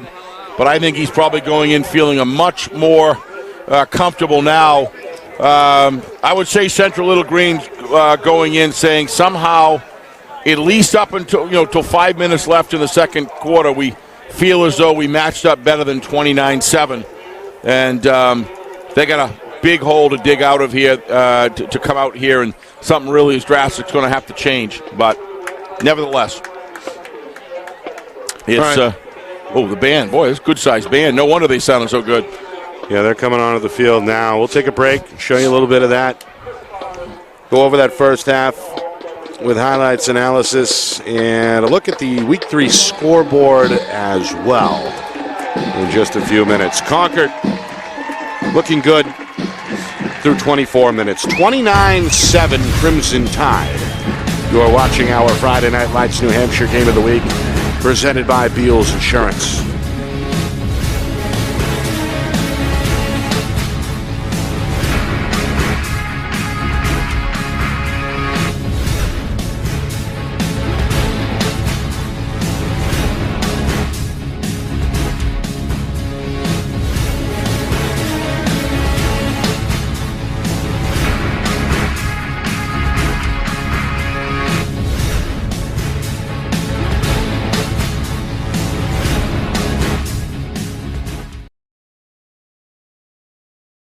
Our broadcast today, as it always is brought to you by Beals Insurance Agency, with locations now in both Bedford and Londonderry. Whether you need home, auto, or business insurance, Beals Insurance will get you both the price and quality coverage that's right for you. Just call 603-471-9999 or visit BealsInsurance.com to request a free quote and start saving money today. Again, that's BealsInsurance.com. Hey, I'm Chad, the owner of New Hampshire iPhone Repair. We're New Hampshire's most trusted and affordable repair shop for your iPhone, iPad, iPod, and even Android needs. Don't worry, we're affordable, reliable, and we back our parts with a lifetime warranty. And do you know what the best part is? No, what? We can repair your phone while you wait. I know, that's why I'm here. Oh, I know, Mrs. Green. Here's your iPad, good as new. Bring your phone into New Hampshire iPhone Repair today. The New Hampshire Tomahawks promote the highest level of club lacrosse competition, not just in the state, but in the country. Looking to get recruited? Director Chris Cameron keeps an open dialogue with the nation's top college lacrosse coaches. Over 400 New Hampshire Tomahawks alumni have played at the college level, including the ACC, Big East, Big Ten, Ivy, NESCAC, NE10, and more. New Hampshire Tomahawks coaching staff has over 100 coaches, including current high school varsity and college coaches. The Tomahawks offer training for players of all ages, clinics, camps, and leagues, along with spring, summer, and fall elite teams. So play with the best. The New Hampshire Tomahawks, showcase and development for college lacrosse. Visit NewHampshireTomahawks.com and girls.nhtomahawks.com.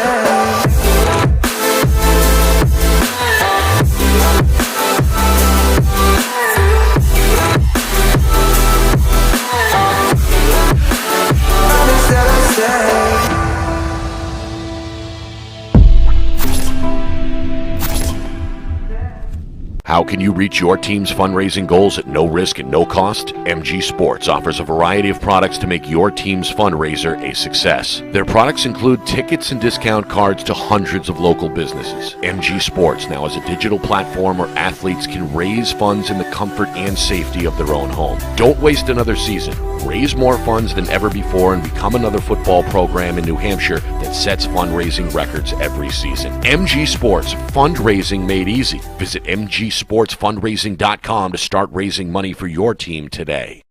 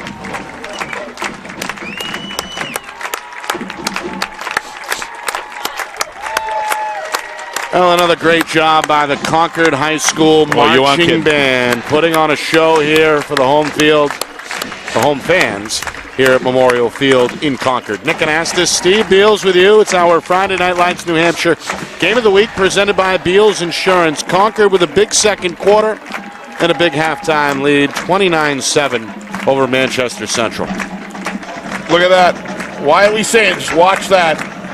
That's what we're here for. Community, look at the crowd. This has been a great event. This band has just been from, I mean, even the anthem with the singing choir was just, unfortunately, we weren't able to air. We had to do our credits, of course, but they were fantastic. So not only the athletics, the arts are alive and well here at Concord High School. Right. And we've seen that really statewide. Yeah. And I think a lot of folks have found a renewed appreciation for it after the COVID-19 situation. Really drained a lot of the, pageantry around the game. Well, and it's back in full force, as we know. Sun's out. It's perfect weather, 65 degrees. And again, really a packed grandstand here from one end of the field to the other. And we're just glad to have things back to normal, so to speak. All Concord, the foolishness you hear 900 miles south of here has nothing to do with the real strength of America. Real strength of America is right here.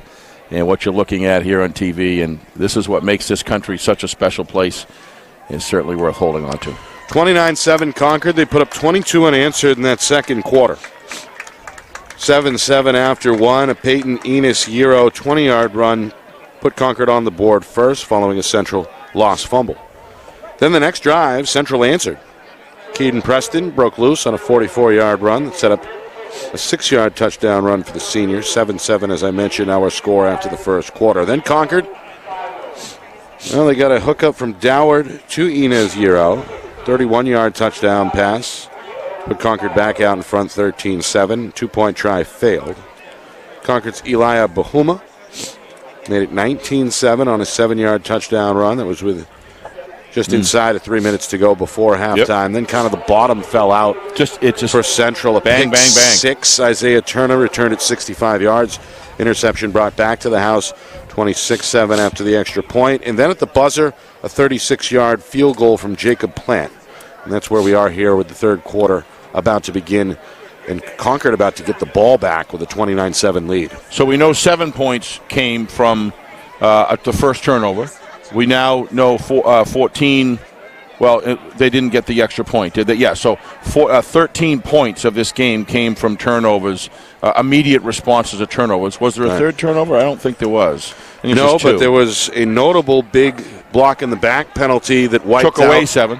What could have been 7 for Central. They had a first and goal from the 1-yard line on the way, but a block in the back against the wide receiver, Micah Huffman.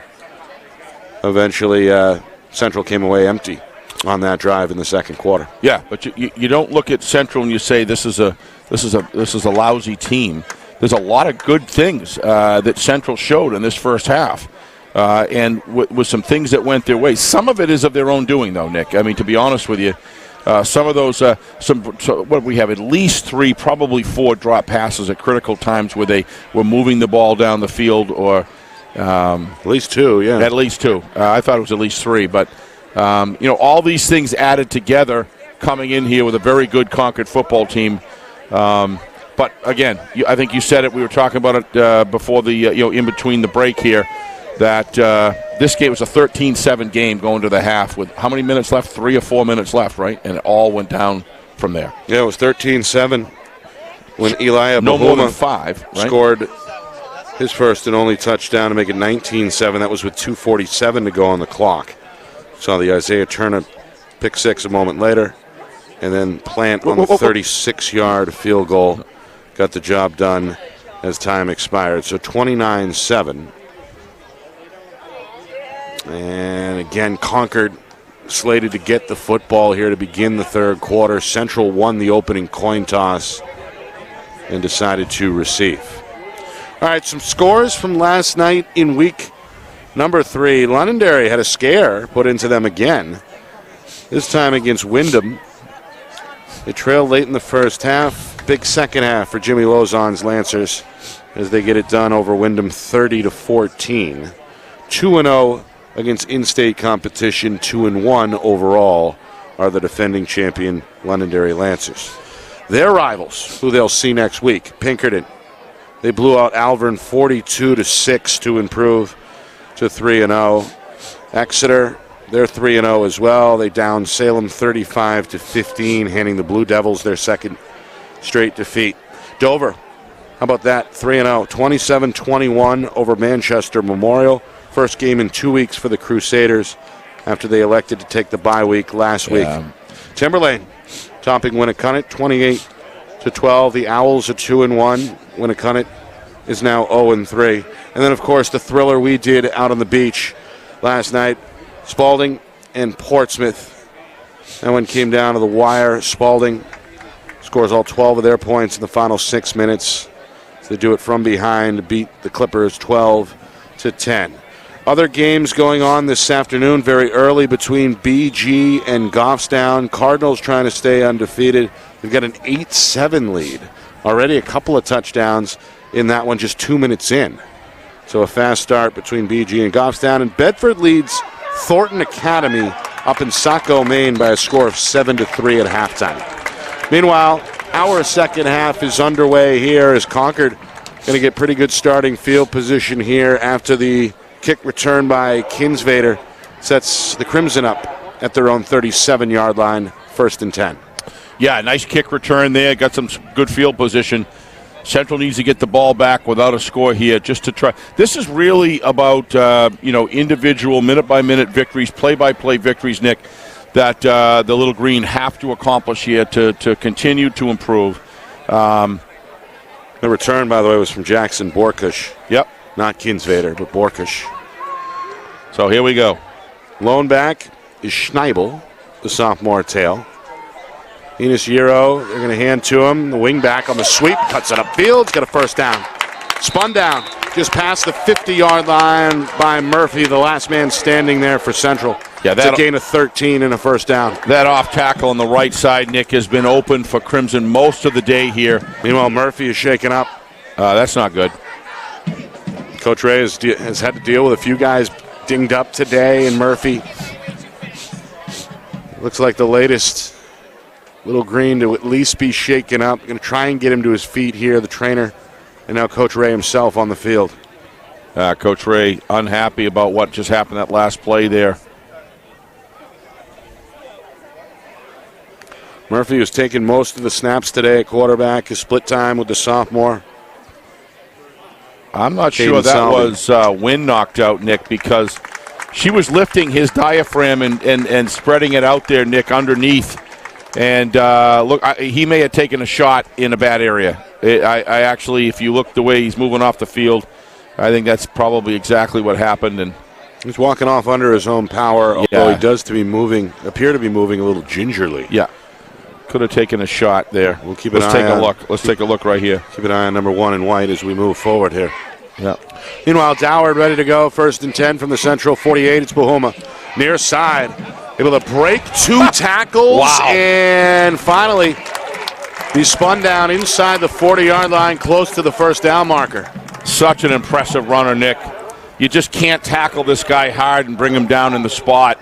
Did a good job meeting him at the line here. They had him right there, and he's just so elusive and just has that kind of almost a Fournier type look from Tampa Bay Buccaneers, Nick. Fournette from the Tampa Bay Buccaneers. He has that same kind of build, just hard to bring down. Good combination of size and speed. Again, in a lot of ways, still learning the game. After missing all of last year with an injury, just the 3rd season he's played football. Meanwhile, Schneibel inside the 35 to the 34 before he's wrestled down by the middle linebacker, Sargent, who's quietly putting together a pretty good game defensively here for Central. It's a 5-yard carry and a first down. Meanwhile, I've got Bahuma unofficially, 15 carries, 82 yards. Yeah, he's going to hit 100 for sure. Scored a touchdown in that first half. And been sharing responsibilities much more in the second quarter. Yeah, they've spread the ball out a little bit. We've seen both Schneibel and Enos Yero handle direct handoffs as well. This is going to go for a loss. Well, that's his counterpart. He's going to meet him in the backfield and take him down. It's Preston, who held his own for Central offensively in that first half. 7 carries, 87 yards. Gets a good tackle for a loss here, a loss of 4. To set up second down and 14. Yeah, it's just puzzling, when you see these big plays done by Central. They're getting it right, Nick, 2/3, 3/4 of the time. It's just really costing them when they're not. Because this team has got potential as a football team. They got some good players. And when you see something like that, it can be done. And Bahuma on nice second job. and 13 officially. And they go straight forward and get a few. Tackled around the waist by Abdullah Abdi, sophomore defensive lineman there for Central. Only a gain of 2, though, so still 3rd and long, 3rd and 11. Yeah, you're looking here at individuals. We were talking earlier, Nick, about small victories. And if they can make a stop here, get the ball back, and get put together an offensive drive, this is part of the developmental process, game by game, that Central needs. Nearly 3 minutes in, 3rd quarter. Central hoping to continue this opening. Trying to draw him off sides. Second half. Going to move Enos Yero to the far side. They give to Bahuma. Through the A-gap inside the 30. Be short. A few yards shy in the end. Down inside the 30 at the 29-yard line.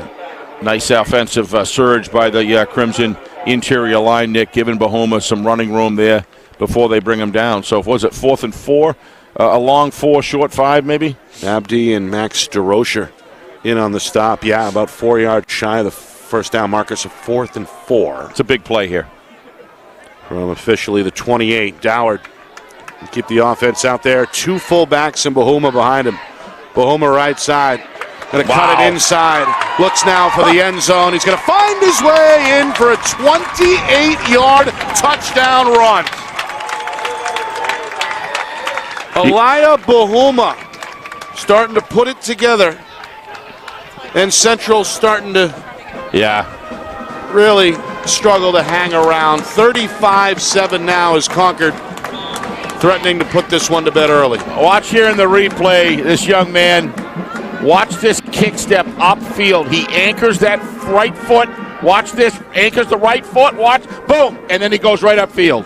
He's Nick, you say he's learning, but he's coming with a lot of natural gifts as he's learning the game because he's got some things that you can't teach. You just can't teach. Extra point is good off the right foot of Jacob Plant. 36-7. And now 29 unanswered by Concord. Look at the acceleration through the line. He just comes out. He's like a yellow jacket coming out of the hive at you, Nick. When he decides he's coming, he's already got you beat. He's a special player. And he carries himself with a lot of poise. He just gets the job done, runs off the field, hands the ball to the official, And, kind of a Barry Sanders dad type thing. Act like you've been there before. And Elia Bahoma does just that. Really impressed with him in every facet of his game. Certainly nothing short of how he carries himself on the field. Well, he's become a star. He's terrific. Yeah, but he just... Statewide over the last couple of weeks, 313 yards on 15 carries in a 48-14 win over Keene, 48-12 win over Keene last weekend. And then today on his way to another monster stat line, now 18 carries, 109 yards, including that 28-yard scamper, 2 touchdowns on the afternoon for the junior. But I just love it when he goes in there like Gale Sayers, Walter Payton, Larry Zonka. Those guys go in Barry Sanders just goes in the end zone, shows it on the play, and drops the ball and goes to his teammates and thanks his lineman. That's a class act. Meanwhile, this kick is into the end zone for a touchback. Well, Central's got to be careful here. Down now 29. Of course, if the gap gets up to 35, that would trigger the running clock. Coach Ray hoping to avoid that situation, obviously. But Central, to your point, Steve, on and off air, that offense was able to move the football at times in that first half. I think the defense is fatigued right now, Nick. They've been on the field a lot. And a lot of these kids, of course, go both ways. He's for just Central, so that includes Liam Murphy, who was nicked up a little bit. Liam's back in. On the defensive end on the last series. He is back in and stands in the shotgun set with 2 wide receivers to his left. Going to fake the handoff, going to look downfield, going to air it out towards the near sideline. It's intercepted. Yeah. Picked off by guess who? Isaiah Turner. His second interception of the afternoon. Concord going to take over 1st and 10 in Central Territory. He's a very athletic player, Nick. He almost lulls you in. He knew that was coming. He's reading and reacting very, very well. His coverage, his coverage tracks are, generally speaking, always in the right place. And even when a couple times he caught himself out of position, his athleticism was able to make up for it. And that's what you're looking for a good safety or corner to do. And he's had a heck of a game. He looked good against Keene as well, I thought. And in today's world against the spread, you've got to have defensive backs that can track quality receivers, and he's proven that. 3rd turnover today, committed by Manchester Central. Little pop pass here, looking for the tight end over the middle. It's incomplete. Wells couldn't reel it in. Had a man on his backside. It'll be 2nd down and 10. We were talking to Zach Doward's dad before the game, Nick, remember, and he was saying he's a pretty darn good defensive player as well, and he says, but they don't really let him play defense too much. And I looked at him, he smiled, and I said, I wouldn't let him play any defense either. Zach is a solid quarterback, and what you look for in quarterbacks is to play within themselves, and he's done that today. Look at that rollout. Play action just throw. Excellent work. Complete. He hang on? No. Looks like he had it initially. The hit came in, and in the end it's incomplete. Despite the best effort there for Enos Deerout, who has had an outstanding day today, scoring twice. But now, really like that rollout. In some pain, apparently, is got to catch that ball. Senior going to head here towards the near sideline, going to take a knee just shy of the sideline. Yeah, he's struggling. He's on the ground, Nick. Going to force the official to blow the whistle. Hopefully, for Concord's sake, that's not too serious. Seen a few players both ways get nicked up today. Yep. There's been some hard running in this game. A lot of shoulder lowering. Comes with 4 minutes gone by, 3rd quarter. Coach Corkum going to need to find a replacement here. Yes. Enos Euro going to get stretched out on the home sideline. Looks like it's okay, though. He's just sitting on the ground. Looks like you said, Nick, it's probably... Remember, he got the party started back in the 1st quarter with a 20-yard touchdown run. Also pulled in a 31-yard touchdown pass. So he's been busy today. And they're going to stretch out that left leg, as you said. Yeah, meanwhile, 3rd and 10. An east-west run near side. This is Connor Hughes. And Hughes going to be forced out of bounds well shy of the 1st down marker at about the 36. Let's give a little shout-out to these EMTs, Nick. They have earned their keep today. We've seen it all year long so far this year. They're right on it. They assess very quickly. So important to them to go for early detection on the field to make sure there's anything with the spinal column. They assess cramps very quickly. Get these players back on the field, and just they've done a terrific job. So we certainly appreciate them. Big part of the game that oftentimes doesn't get the recognition. Meanwhile, 4th down and 4. Doward a long count. Central bringing extra men. Bahuma going to attack the teeth of the defense and I believe get the first down.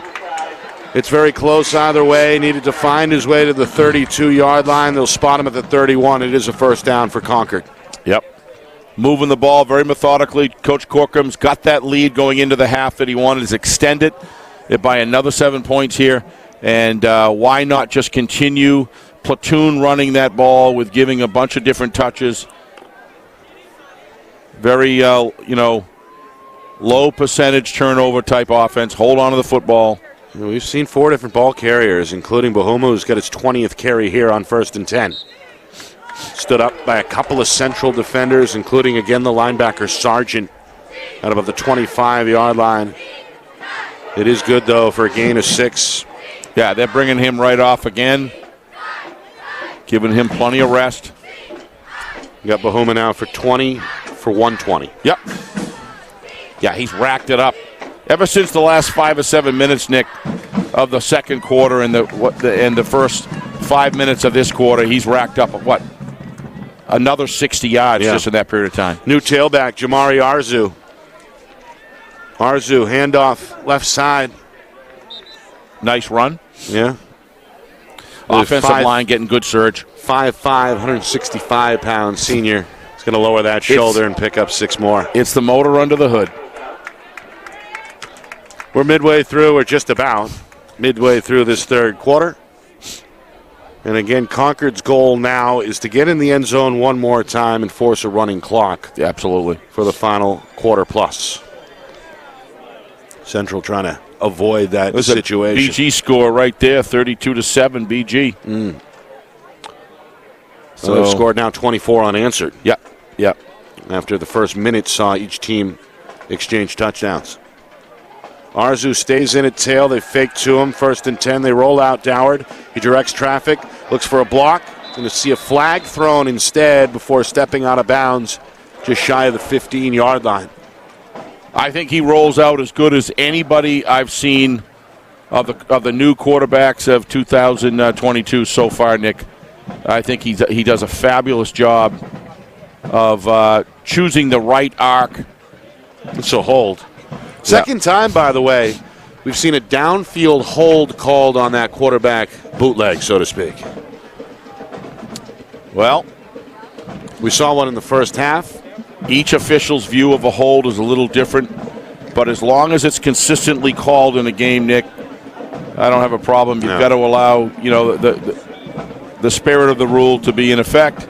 And of course, the wide receiver play is oftentimes overlooked when it comes to a run play. Definitely. What's going on downfield, down the sideline, and it can be tough to hold a block for that long. Yeah, I was watching TJ Metcalf, Nick, the other night. He's a monster. He is a monster receiver, but he is also a monster blocker. Monster blocker. He is the whole package. And if any receiver is looking for how to play the game in its full context at the wide receiver position, he's a good one to watch. Meanwhile, Enos Yurno is back on the field for Concord. That's a good sign. He pulls one in there. There he is. Took the hit, spun down by sophomore Trevor Wong. As well as Liam Murphy is recovered as well. He's back out in the field. He's done a pretty good job here as a defensive back as well, Nick. Yep. He's pretty impressive at both sides of the ball. And he's communicating right now with his safety, Ethan Holmes. Trying to stop Concord on an upcoming 2nd down and 15. 5 minutes to go, third quarter. Ball just outside the 25-yard line. Doward under center, going to pitch right for Bahuma. It's blown up. Ball is live. Wells recovers for Concord, but it's a big loss. When it's all said and done, they're going to spot him back at the 32-yard line, a loss of 11. But that ball was nearly turned over. Yeah, that's the kind of break that Central needed, Nick, to be able to try to close the gap here. game's probably obviously out of reach at this point. You never say die, but this is the time you want to dig in and get as much live reps as you possibly can and continue into practice and continue to improve. But that was a good opportunity right there. To me, Nick, this game, ever since they got down to the 1 yard line and they had that block in the back call, this game has turned at that point. I that agree. was the inflection point to me. Look at that rollout the opposite way. 22 incomplete. Yeah, he trying to find a man downfield, Brett Tuttle, but well covered by Central. And now 4th and long on the way. Might be too long for a field goal try here, I think. It would be about a 49-yarder. Not a great route run right there. Look to me, I think, who was that was running? Tuttle. Tuttle, okay. I think that was meant to be going towards the front corner of the end zone, Nick. That's exactly. It looked like Dowd. That's exactly where he was throwing the spot. But that could have been the defender keeping him away. All right, Dowd going to keep the offense on the field here on a 4th and 22. Back to throw. The senior looks left, gets rid of it, going deep again. That's interference right there. I didn't call it. Wow. A little bit of contact, but apparently the officials felt like it was uncatchable. He didn't look back, Nick. He's right in the face, blocking. If you see this, why that wasn't called, I don't know. If it's not catchable, it doesn't matter if you turn. They're going to say that one was nowhere near anybody. Nobody even in the shot of the replay. Fair enough. It's incomplete. I was looking at them. I wasn't looking at the ball. On replay, you're clearly right. That was not catchable. All right, so Central, that's a win for the defense, forcing the penalty and then getting the stop. Good for them. They'll take over with just over 4 minutes to go in this third quarter. Still down big, but avoiding the running clock for now at 36-7. And I wouldn't be surprised if Elliot Bahuma is done for the night, for the afternoon, I should say. Back to the ground. This is Preston. His first carry of this third quarter. He's a good back. After rumbling for 87 yards on 7 attempts in the first half. Not going to find much on that far sideline. No gain, 2nd and 10. Yeah, I think this kid Preston is certainly one of the pieces. 2-yard gain. Did they give him 2? Yeah, you're right. Certainly one of the pieces that Coach Ray has to work with. He does. The arm on Murphy, some of the receivers in that core, but this kid has been impressive today running the football for Central. It's key penalties and key mistakes, key drops, lack of execution at certain critical times of the game. It to a great degree put him in this position. Nice 2nd pass. and 8. Whoa! Big hit. Did he hang on? Yeah, he did. Ethan Holmes able to hang on despite the torpedo smackdown issued by Isaiah Turner. It's a first down for Central. He is a good-looking defensive back. He really is. Got to give Holmes credit, though. Held on to that ball. For hanging on. He dropped one that he felt like he should have had in that first half. This time hangs on despite. Boy, I like his mechanics when he throws the ball, Nick. I really like his mechanics. Big hit there. As we see the replay, Turner, who has 2 interceptions to his credit today, had fun with that one, I'm sure. Central, though, they'll take the result. It's 1st and 10. Now a pump fake, a throw. Savi back to the air, looking incomplete. Now a flag does come out. Nick, trying to find Huffman. They're going to get him for interference. They pushed him a little bit early. He almost came up with the ball, but I think you're going to get a defensive interference call here. Yeah, that's exactly what you got. They pushed him right before. Look at this throw. Look at that velocity on that ball right there, Nick. Right where it was supposed to be. Do not underestimate this man's capability when he's got time to throw the football. Both Turner and Borkush in on the play defensively for Concord. One of those two guilty of the pass interference. So the Crimson defense will have to swallow the yardage. Central will take it. And now it's a 1st and 10 from the Concord 42-yard line. Sophomore Savi's going to stay in at quarterback for Central. Going to wing it far field, far side, knocked away. May have been tipped there at the last moment by the defensive back, Tuttle. Yeah, Tuttle and Isaiah have just done a terrific job today, Nick. Look at the recovery speed on these guys. I mean, he started to have a separation in the early part of his route. Look at that head separation and the closing capability of these guys, and the arcs and point of attack that they take to defend against their receivers, prospective receivers, has been terrific, and the choices they make along the way have been excellent. Intended for Tyler Fultz, who was busy in that first half for Central with 4 catches. Back to the ground, Preston. Plenty of room left side, plenty of speed for a first down inside the 30. What a nice knocked out of bounds lead at about the 25-yard line. Gain of 17. He's up over the century mark on his 9th carry. 2 good-looking backs, Nick, today leading each team. Yeah. And, boy, we saw a couple of good backs last night, too, on each team. We did. As well. Between Spalding and Portsmouth. Yep. 1st and 10. Preston left side again. Stutter step inside the 20. Going to lean forward down to about the 18-yard line. Still a yard or 2 shy of the first down, but a big first down carry of about 8 yards.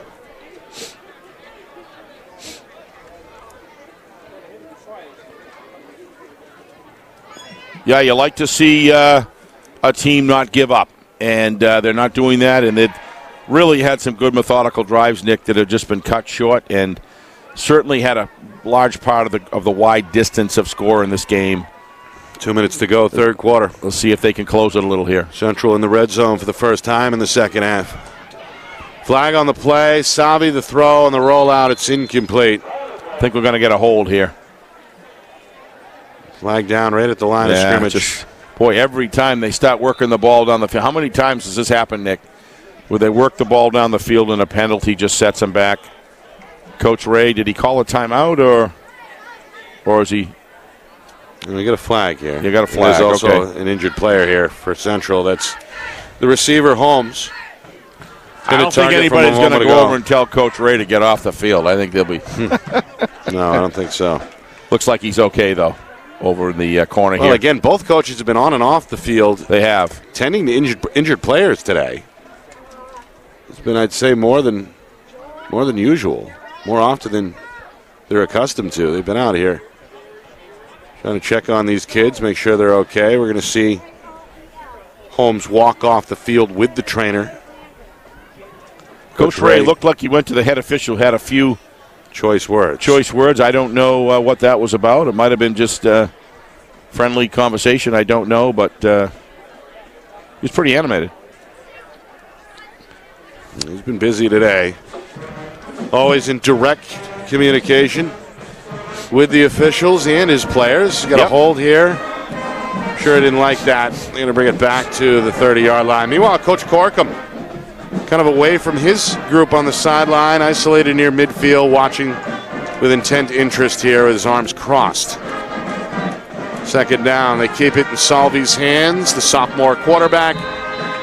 Not going to get too much. Does cross back inside the 30. This back and forth quarterback thing is interesting, Nick. It seemed like Liam had a nice flow going here down the field, but maybe in this situation he's trying to give both quarterbacks reps. Now he's coming back on. He's come back in, yeah. Yeah, I'd say took most of the snaps in the first half. Yep. Salvi threw the interception. Murphy got kind of dinged up a little bit. But now Murphy and Salvi are in the huddle. Yeah, they're going to bring Murphy out wide. Murphy is listed as a wide receiver. He's going to play in the slot right here. Salvi on a third down and long. They're trying to move the chains here for Central. Snap coming at the 27. It's a 3-man rush for Concord. Salvi looks left. Got tipped, I think. Incomplete now. I think that was tipped. Trying to find, it looked like the tailback Preston in the flat. See if it was tipped. I think it was. Nice head fake. Nope. Didn't look like it was tipped.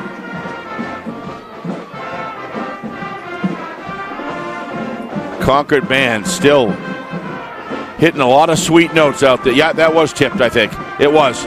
He got his right hand on it. Fourth down. Central going to go for it. Salvi looking left. Going to throw left. Comeback route. Catch made on the sideline for a first down. Good grab.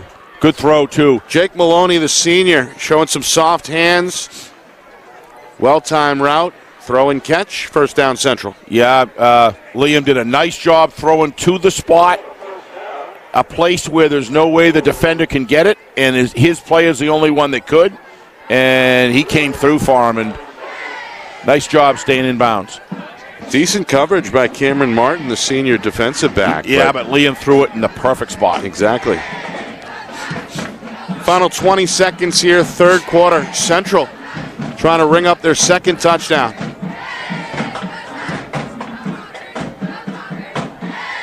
Looks like a bunch set to that short side left. Shotgun snap, handoff, left side, trying to cut it upfield. Still fighting for the end zone is Preston. Still may alive. push him in. Big pile at the 1 yard line. He's on the one. And that'll do it for the third quarter. And no flags. Nope. Down to the one with no flags. So, Concord adds to their halftime lead. They've got a big lead going into the final 12 minutes of regulation. However, Central is on the doorstep. Will they get in? We begin to find out next. You are watching our Friday Night Lights New Hampshire Game of the Week. It's presented by Beals Insurance.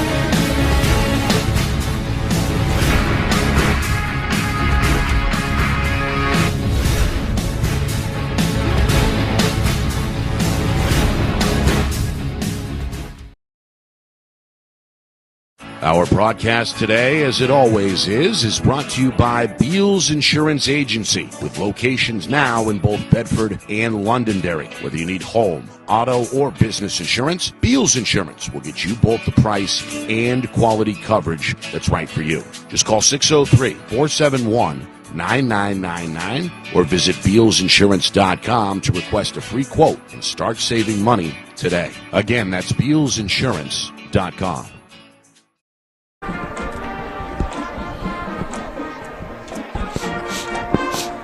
Start of the fourth quarter.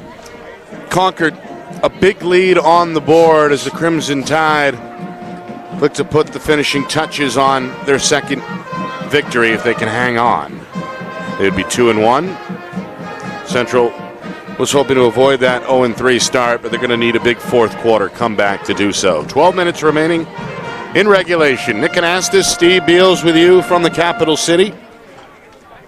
It's our Friday Night Lights New Hampshire Game of the Week here in week number 3. 29-7 was the home team's lead at halftime. They add a 28-yard touchdown run by Ilya Bahuma. 36-7.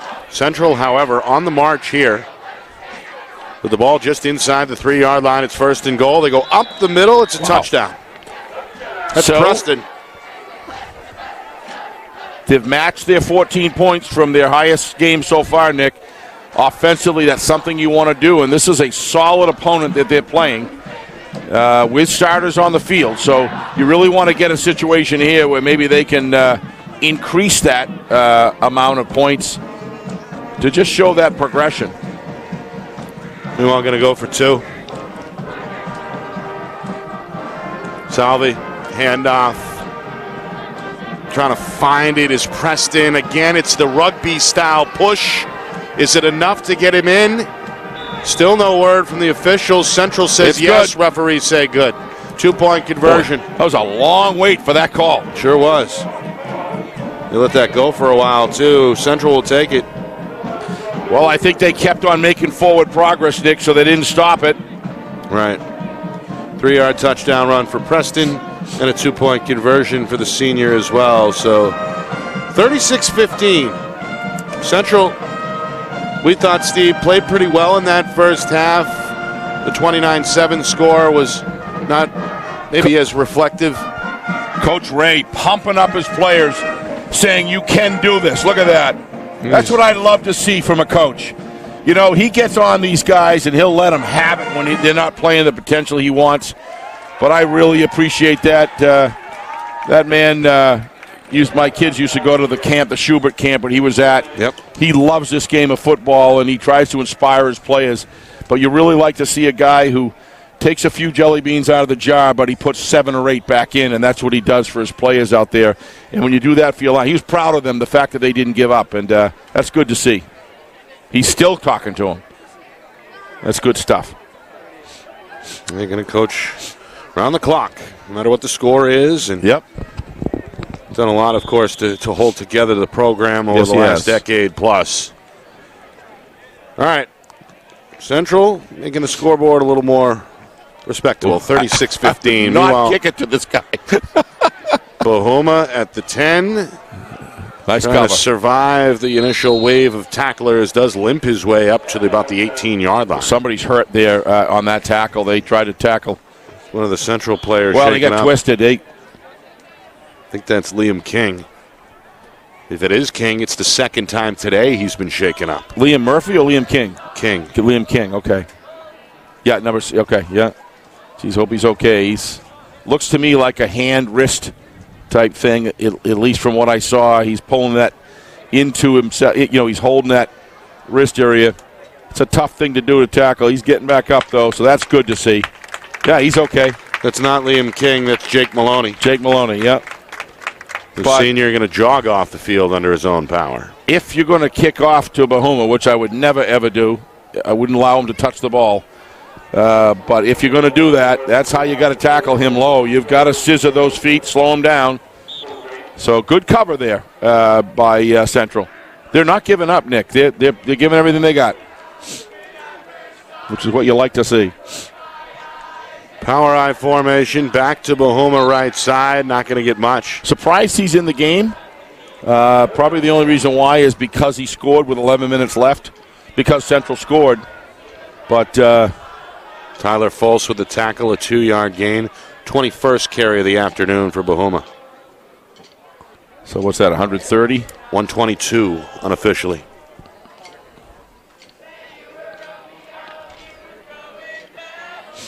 Meanwhile, we got an a cappella going on here by the Concord band. Kids are having fun. Bahuma, all business down on the field. Met in the hole and stopped by Ethan Holmes. Well, Ethan Holmes, he's shown some guts today. Been involved in a lot of plays offensively and defensively. Was shaken up a moment ago at the end of the third quarter. Comes up from deep in the secondary to meet Bahuma head on in the hole, and now it's 3rd and 4. Now this is if Central can hold these guys again, Nick. This is going to be an look at Coach Ray is coaching his tail off right now, trying to let these guys to build confidence. These guys, you can get it done. 3rd and 4, Bahuma near side, first down. Untouched across the 30, finally met and stopped at the 35-yard line. You're going to see again here, watch him anchor that right foot. He does it as good as anybody. Watch as he comes to the right, starts outside, and then anchors that foot and turns up and gets it just springboards that velocity, Nick, and the defenders are just, they don't realize that he's already 5-7 yards down the field before they can even touch him. 1st and 10. Second carry here for Jamari Arzu, the senior. Looks like he's healthy again. He was shaken up there a little bit earlier. Arzu across the 40 up to the 41. Gain of 5. Just over 2 minutes gone by, 4th quarter. Concord struck first, took advantage of an early Central fumble. Yep. Took a short field, 20-yard touchdown run, got the home team on the board first, Peyton Enos-Yero. Less than 4 minutes in. Central in the next drive found an answer. Keaton Preston capped off an impressive drive with a 6-yard touchdown run, 7-7. That was our score after 1. Speaking of Enos-Yero, here he is on another carry up to midfield, a 14-yard rush and a first down, wrestled down by Holmes. Second quarter was big for Concord. Doward hooked up with Enos-Yero on a 31-yard touchdown pass, 13-7 Concord. Then the home team really in the minutes. Elia Bahuma, a 7-yard touchdown, made it 19-7. Isaiah Turner, a pick 6 in the final minute, made it 26-7. And then as time expired before halftime, Jacob Plant connected on a 36-yard field goal to make it 29-7 at the break. Meanwhile, 1st and 10 from midfield. Bahuma back to work into Central Territory, but not much. A gain of 3, maybe 4, taken down there by the senior Kari Whitehead. Third quarter, scoring slowed down a bit, although Bahuma did break one from 28 yards out. His second touchdown of the afternoon made it 36-7. And then early in this fourth quarter, Preston on a 3-yard touchdown run got his second score of the afternoon for Central. Also got the 2-point conversion. And that is where we are, 36-15 with now 4 minutes gone by in this fourth quarter. Concord facing an upcoming 2nd and 7. Doward back to Bahuma. Going to drag a couple of players with him downfield near the first down marker at the 41. Let's see what they spotted. Offensive line cleaning out for Bahuma, giving him a lot of running room.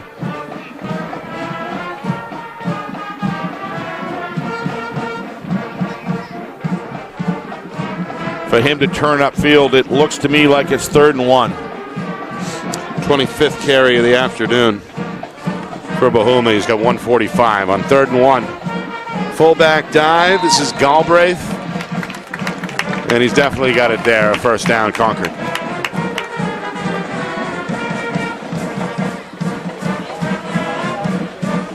Looked like a little bit of fatigue is starting to be present on the defensive line here. They're getting up a little slower than they were before. This has been a long, punishing drive. Looks like he's going to platoon in a couple other backup guys to give some of the starters a rest. Yeah, that's Johnny Pellerin. Big number 70 going to jog off and get a well-deserved rest there for Central. 5 minutes in, fourth quarter. Concord on the march yet again. Arzu on his 3rd carry. Going to bounce, going to make a man miss. Stood up inside the 30. At about the 29-yard line, another tackle for Central's Remy Content. Yeah, they're moving towards the ball. It's just they're not executing the tackles. Due to some good running, good downfield blocking by the Concord Crimson. But the secondaries come up. And a lot of gutsy kids in the secondary. They are. For Central. Whether you're talking about Holmes, Murphy. Yep. Some of the others, Wong, the young sophomore. Bahuma, whole left side, inside the 25, still fighting at the 20.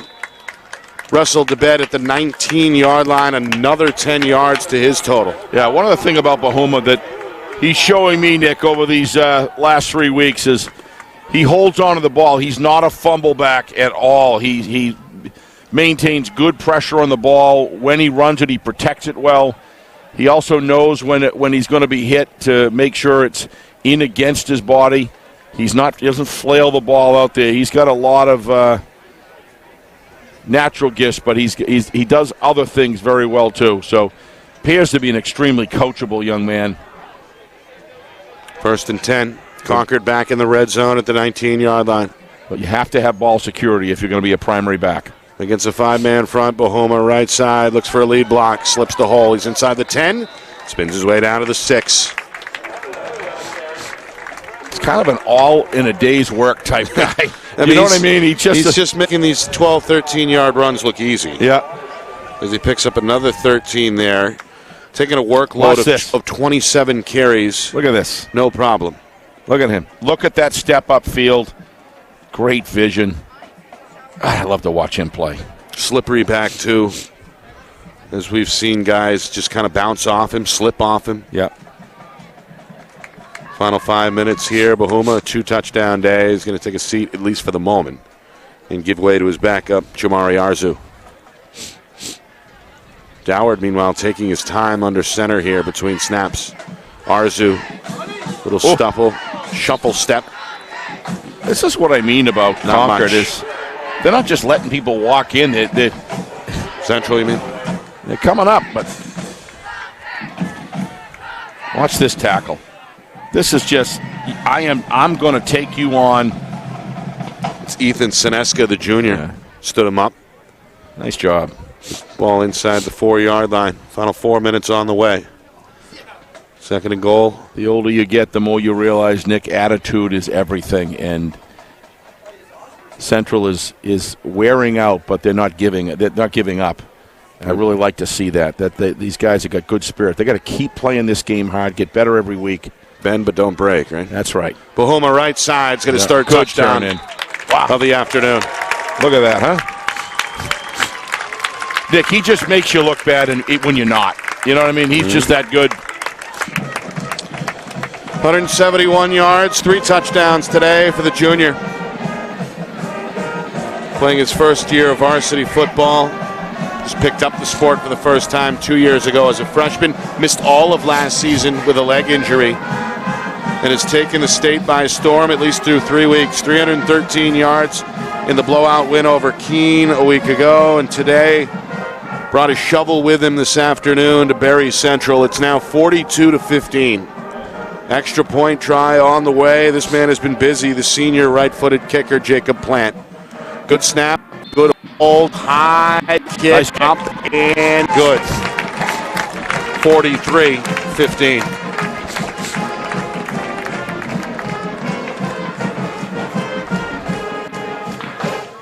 Concord's going to be a force, Nick. I don't know who would want to play them in the playoffs. I wouldn't.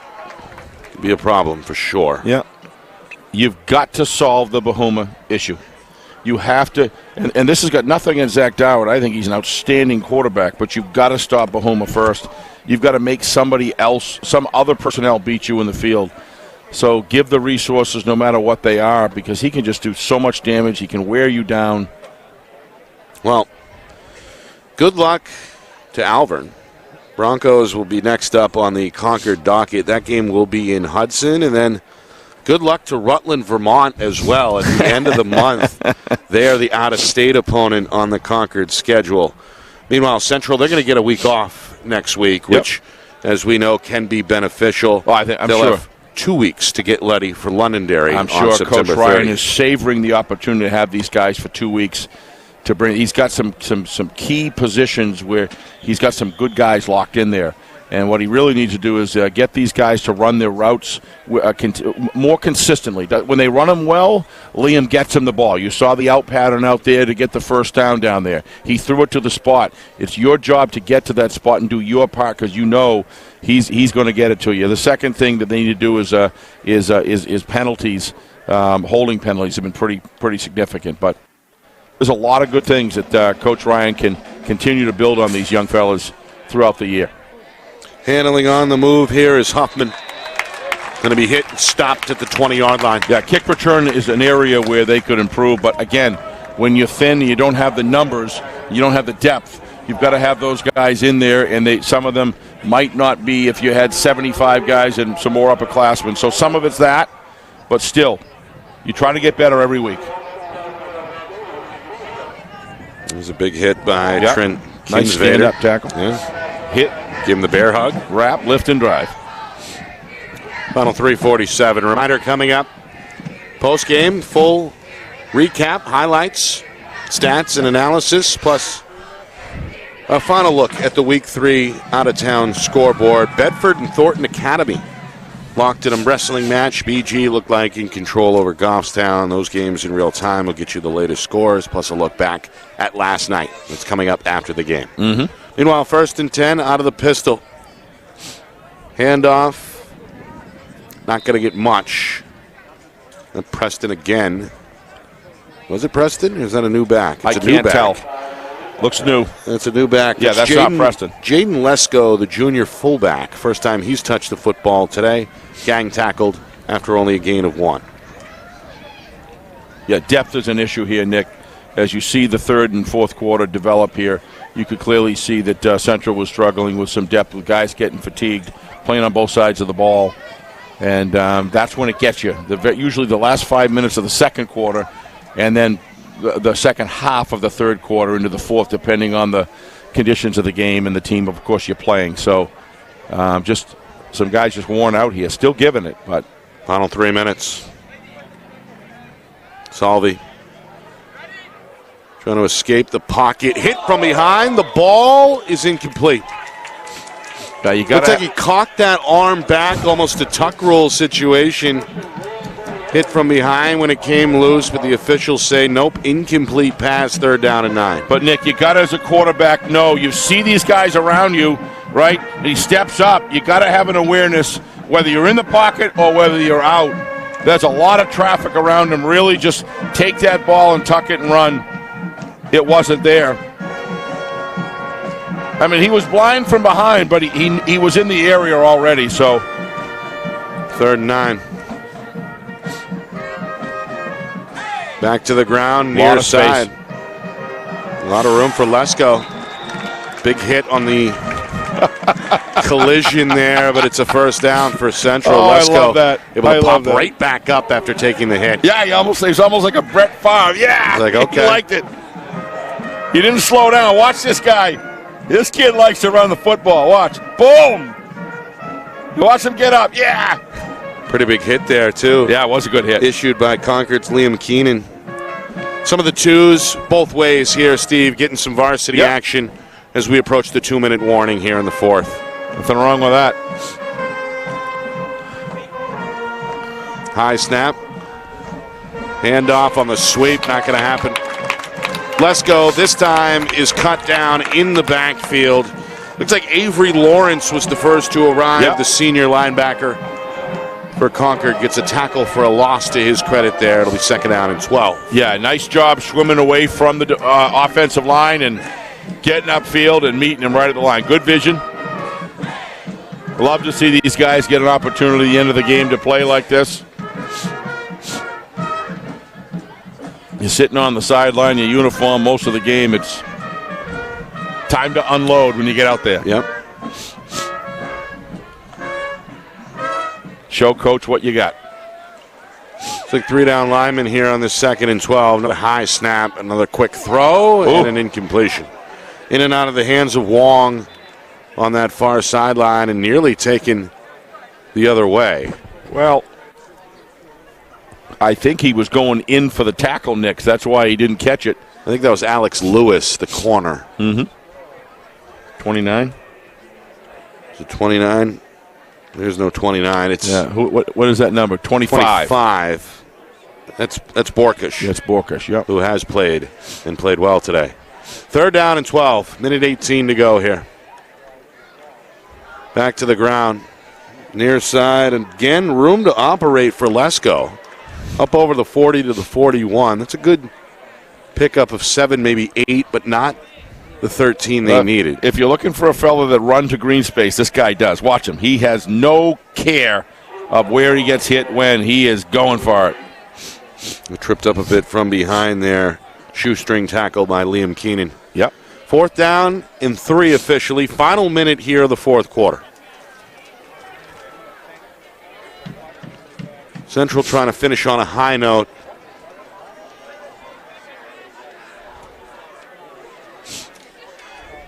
Down big at halftime after that one-sided 2nd quarter. I like the way he runs. Hung around, though, here in the 2nd half, and now still playing all the way to the final whistle. This is Lesko. He does have the 1st down. Needed 4. They give him 5.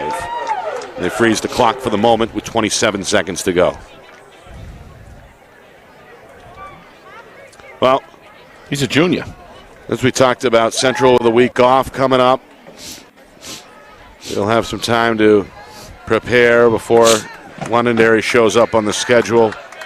And Concord, after winning 2 in a row, going to look to keep it going on the road at Alvern next week. Final play here. Lesko is going to be wrestled in the backfield. They're going to lose some yardage, and that will do it.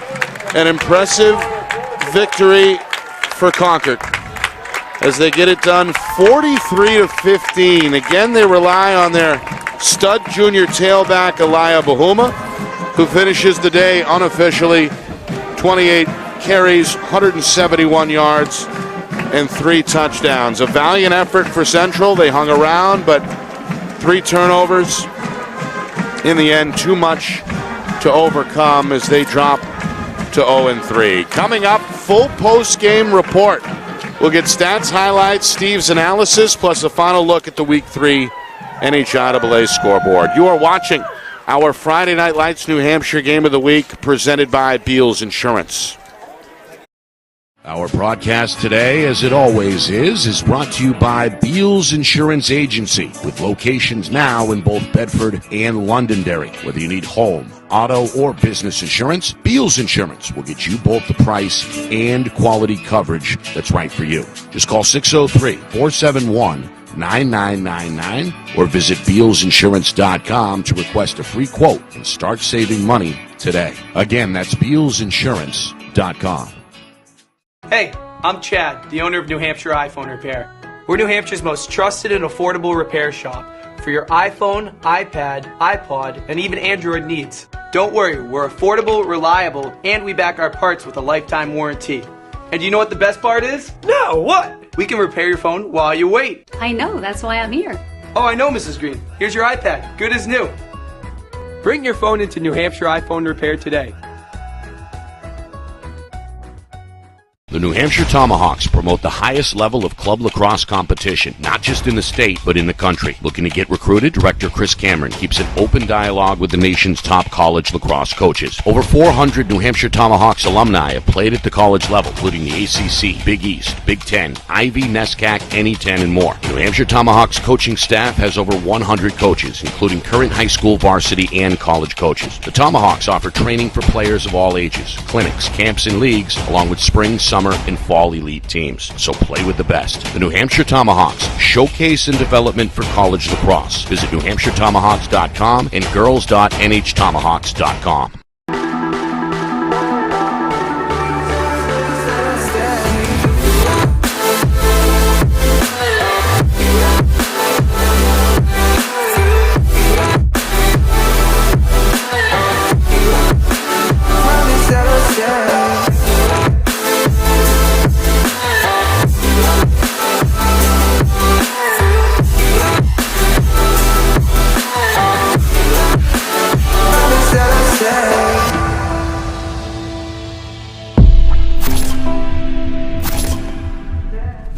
How can you reach your team's fundraising goals at no risk and no cost? MG Sports offers a variety of products to make your team's fundraiser a success. Their products include tickets and discount cards to hundreds of local businesses. MG Sports now has a digital platform where athletes can raise funds in the comfort and safety of their own home. Don't waste another season. Raise more funds than ever before and become another football program in New Hampshire that sets fundraising records every season. MG Sports, fundraising made easy. Visit mgsportsfundraising.com to start raising money for your team today. Now there's Jim Corcom's Crimson Tide. Concord now 2-1 following a 43-15 victory over longtime rival Manchester Central. Nick Anastas, Steve Beals with you. It's our Friday Night Lights New Hampshire Game of the Week, presented by Beals Insurance. 43-15, although it felt closer than that. 7-7 after one. Concord on the board first. A Peyton Enos Euro 20-yard touchdown run opened up the scoring. Answered a moment later, though, by Keaton Preston on a 6-yard touchdown run for Concord, for Central. Then Concord, in that second quarter, scored 22 unanswered. Doward able to hook up with Enos Euro and a 31-yard touchdown pass. Elia Bahuma, his first touchdown of the afternoon, made it 19-7. It was a 7-yard scamper. And then a pick six. Isaiah Turner took it the other way, 65 yards less than a minute ago in that first half. 26-7. Concord's lead had grown to at that point. And then Jacob Plant, 3 more at the buzzer to make it 29-7 at the break. Bahuma picked up in the second half, really where he left off in the first half. A 28-yard touchdown run in the third quarter really gave Concord some breathing room at that point. 36-7. That was our score going into the fourth quarter as well. Central, though, showed they had some fight remaining. Preston, who ran well, got his second touchdown on a 3-yard scamper, 36-15 to open up that fourth quarter. Got the 2-point conversion as well. By the way, Preston finished up a dozen carries, 129 yards, 2 scores for Central. Bahuma, 1 more for good measure in the closing minutes for Concord. 43-15 is our final. And the final stat line for Bahuma, again, unofficially, 28 carries, 171 yards, and 3 touchdowns. Concord will take on Alvern on the road in Hudson next week, while Central will have the week off. Steve, your final thoughts on what we saw down there on the field? Final thoughts, okay. Final thoughts would be, I think Jim Corcoran has got, whether they play at a high level or an above average level, he's got them playing that all the time. I just think the tools that he has, and I think some of the weapons that he has, but let's not underestimate the work that was done in the trenches today on both sides of the ball that opened up some big gaping holes for these guys. And I think Zach Dowd played within what the game offered him, and he excelled in everything that he needed to. He didn't try to do anything that wasn't there. And when you have a quarterback, we sat him on gridiron the other night, Nick, and you saw how calm, cool, and collective this guy was, but he's got a burning desire inside. But he has his mind in balance with that desire, and I just see that him lead this team. And he took everything that they had, and it's a 43-15 score. On the other side, by the way, how about Isaiah Turner? What a terrific game today. And, boy, if you're going to play the top-level teams that are running those high-powered offenses effectively with all the personnel in place, you need great defensive backs to be able to do that. So Concord just continues to impress me. They're a well-deserved 3-0. I don't believe that if you think you're going to come in and think the Central's a pushover, I think you're mistaken. There's a lot of tools that the coach has got his back. What I saw today more than anything else was not a lack of desire. It was some lack of execution, especially in the receiver core today. I think the running backs did a great job. I think the line just wore out, and you can't blame them. But they never stopped giving an effort.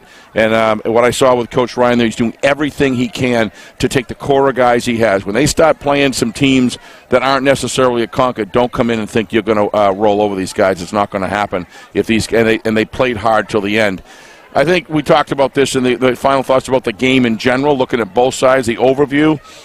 This game today, the inflection point that changed the paradigm of the game was the blocking in the back call. You hate to see a call that I would argue was a questionable call, quite frankly. They were down the 1 yard line, and it would have really motivated the group. And then you start playing downhill, and you don't feel tired anymore because you're in the game and you think you got a chance. I think that was the turning point in the game that would have given the one opportunity for Central to stay in it and kind of shock Concord going into the half. So that's what I would say is a quick overview. Looking forward, Nick, we had a great weekend this weekend. Always enjoy working with you, our camera crew and everything. Just a super bunch of people putting out a great product. And I look forward to next week where we got the big one coming up, which I know you'll talk about. Yeah, we got Londonderry Pinkerton, obviously the Mac Plaque game, which is always a big game no matter what the year. All right, I want to thank Steve Mello and his folks here at Concord High, making it easy for us as usual. Reminder that Week 4 really kicks off Thursday nights with us on Friday Night Lights New Hampshire, FNL Gridiron Live at 6. We will have exclusive interviews with players, coaches, and media members. Roger Brown of the New Hampshire Football Report will join us for sure. Again, that's Thursday at 6 o'clock. I want to thank our crew here with Friday Night Lights New Hampshire, including the three-headed monster, Kristen Beals, Craig Incardoni, and John Barron, bringing you the visuals, the sights and sounds. As usual, the man behind the curtain, our director, Ben Beals, working hard back in the Beals Insurance Studios. For my partner, executive producer, Steve Beals, my name is Nick Anastas, saying so long. Final score, final time, Concord 43, Central 15. This has been a presentation of our Friday Night Lights New Hampshire Game of the Week, presented by Beals Insurance.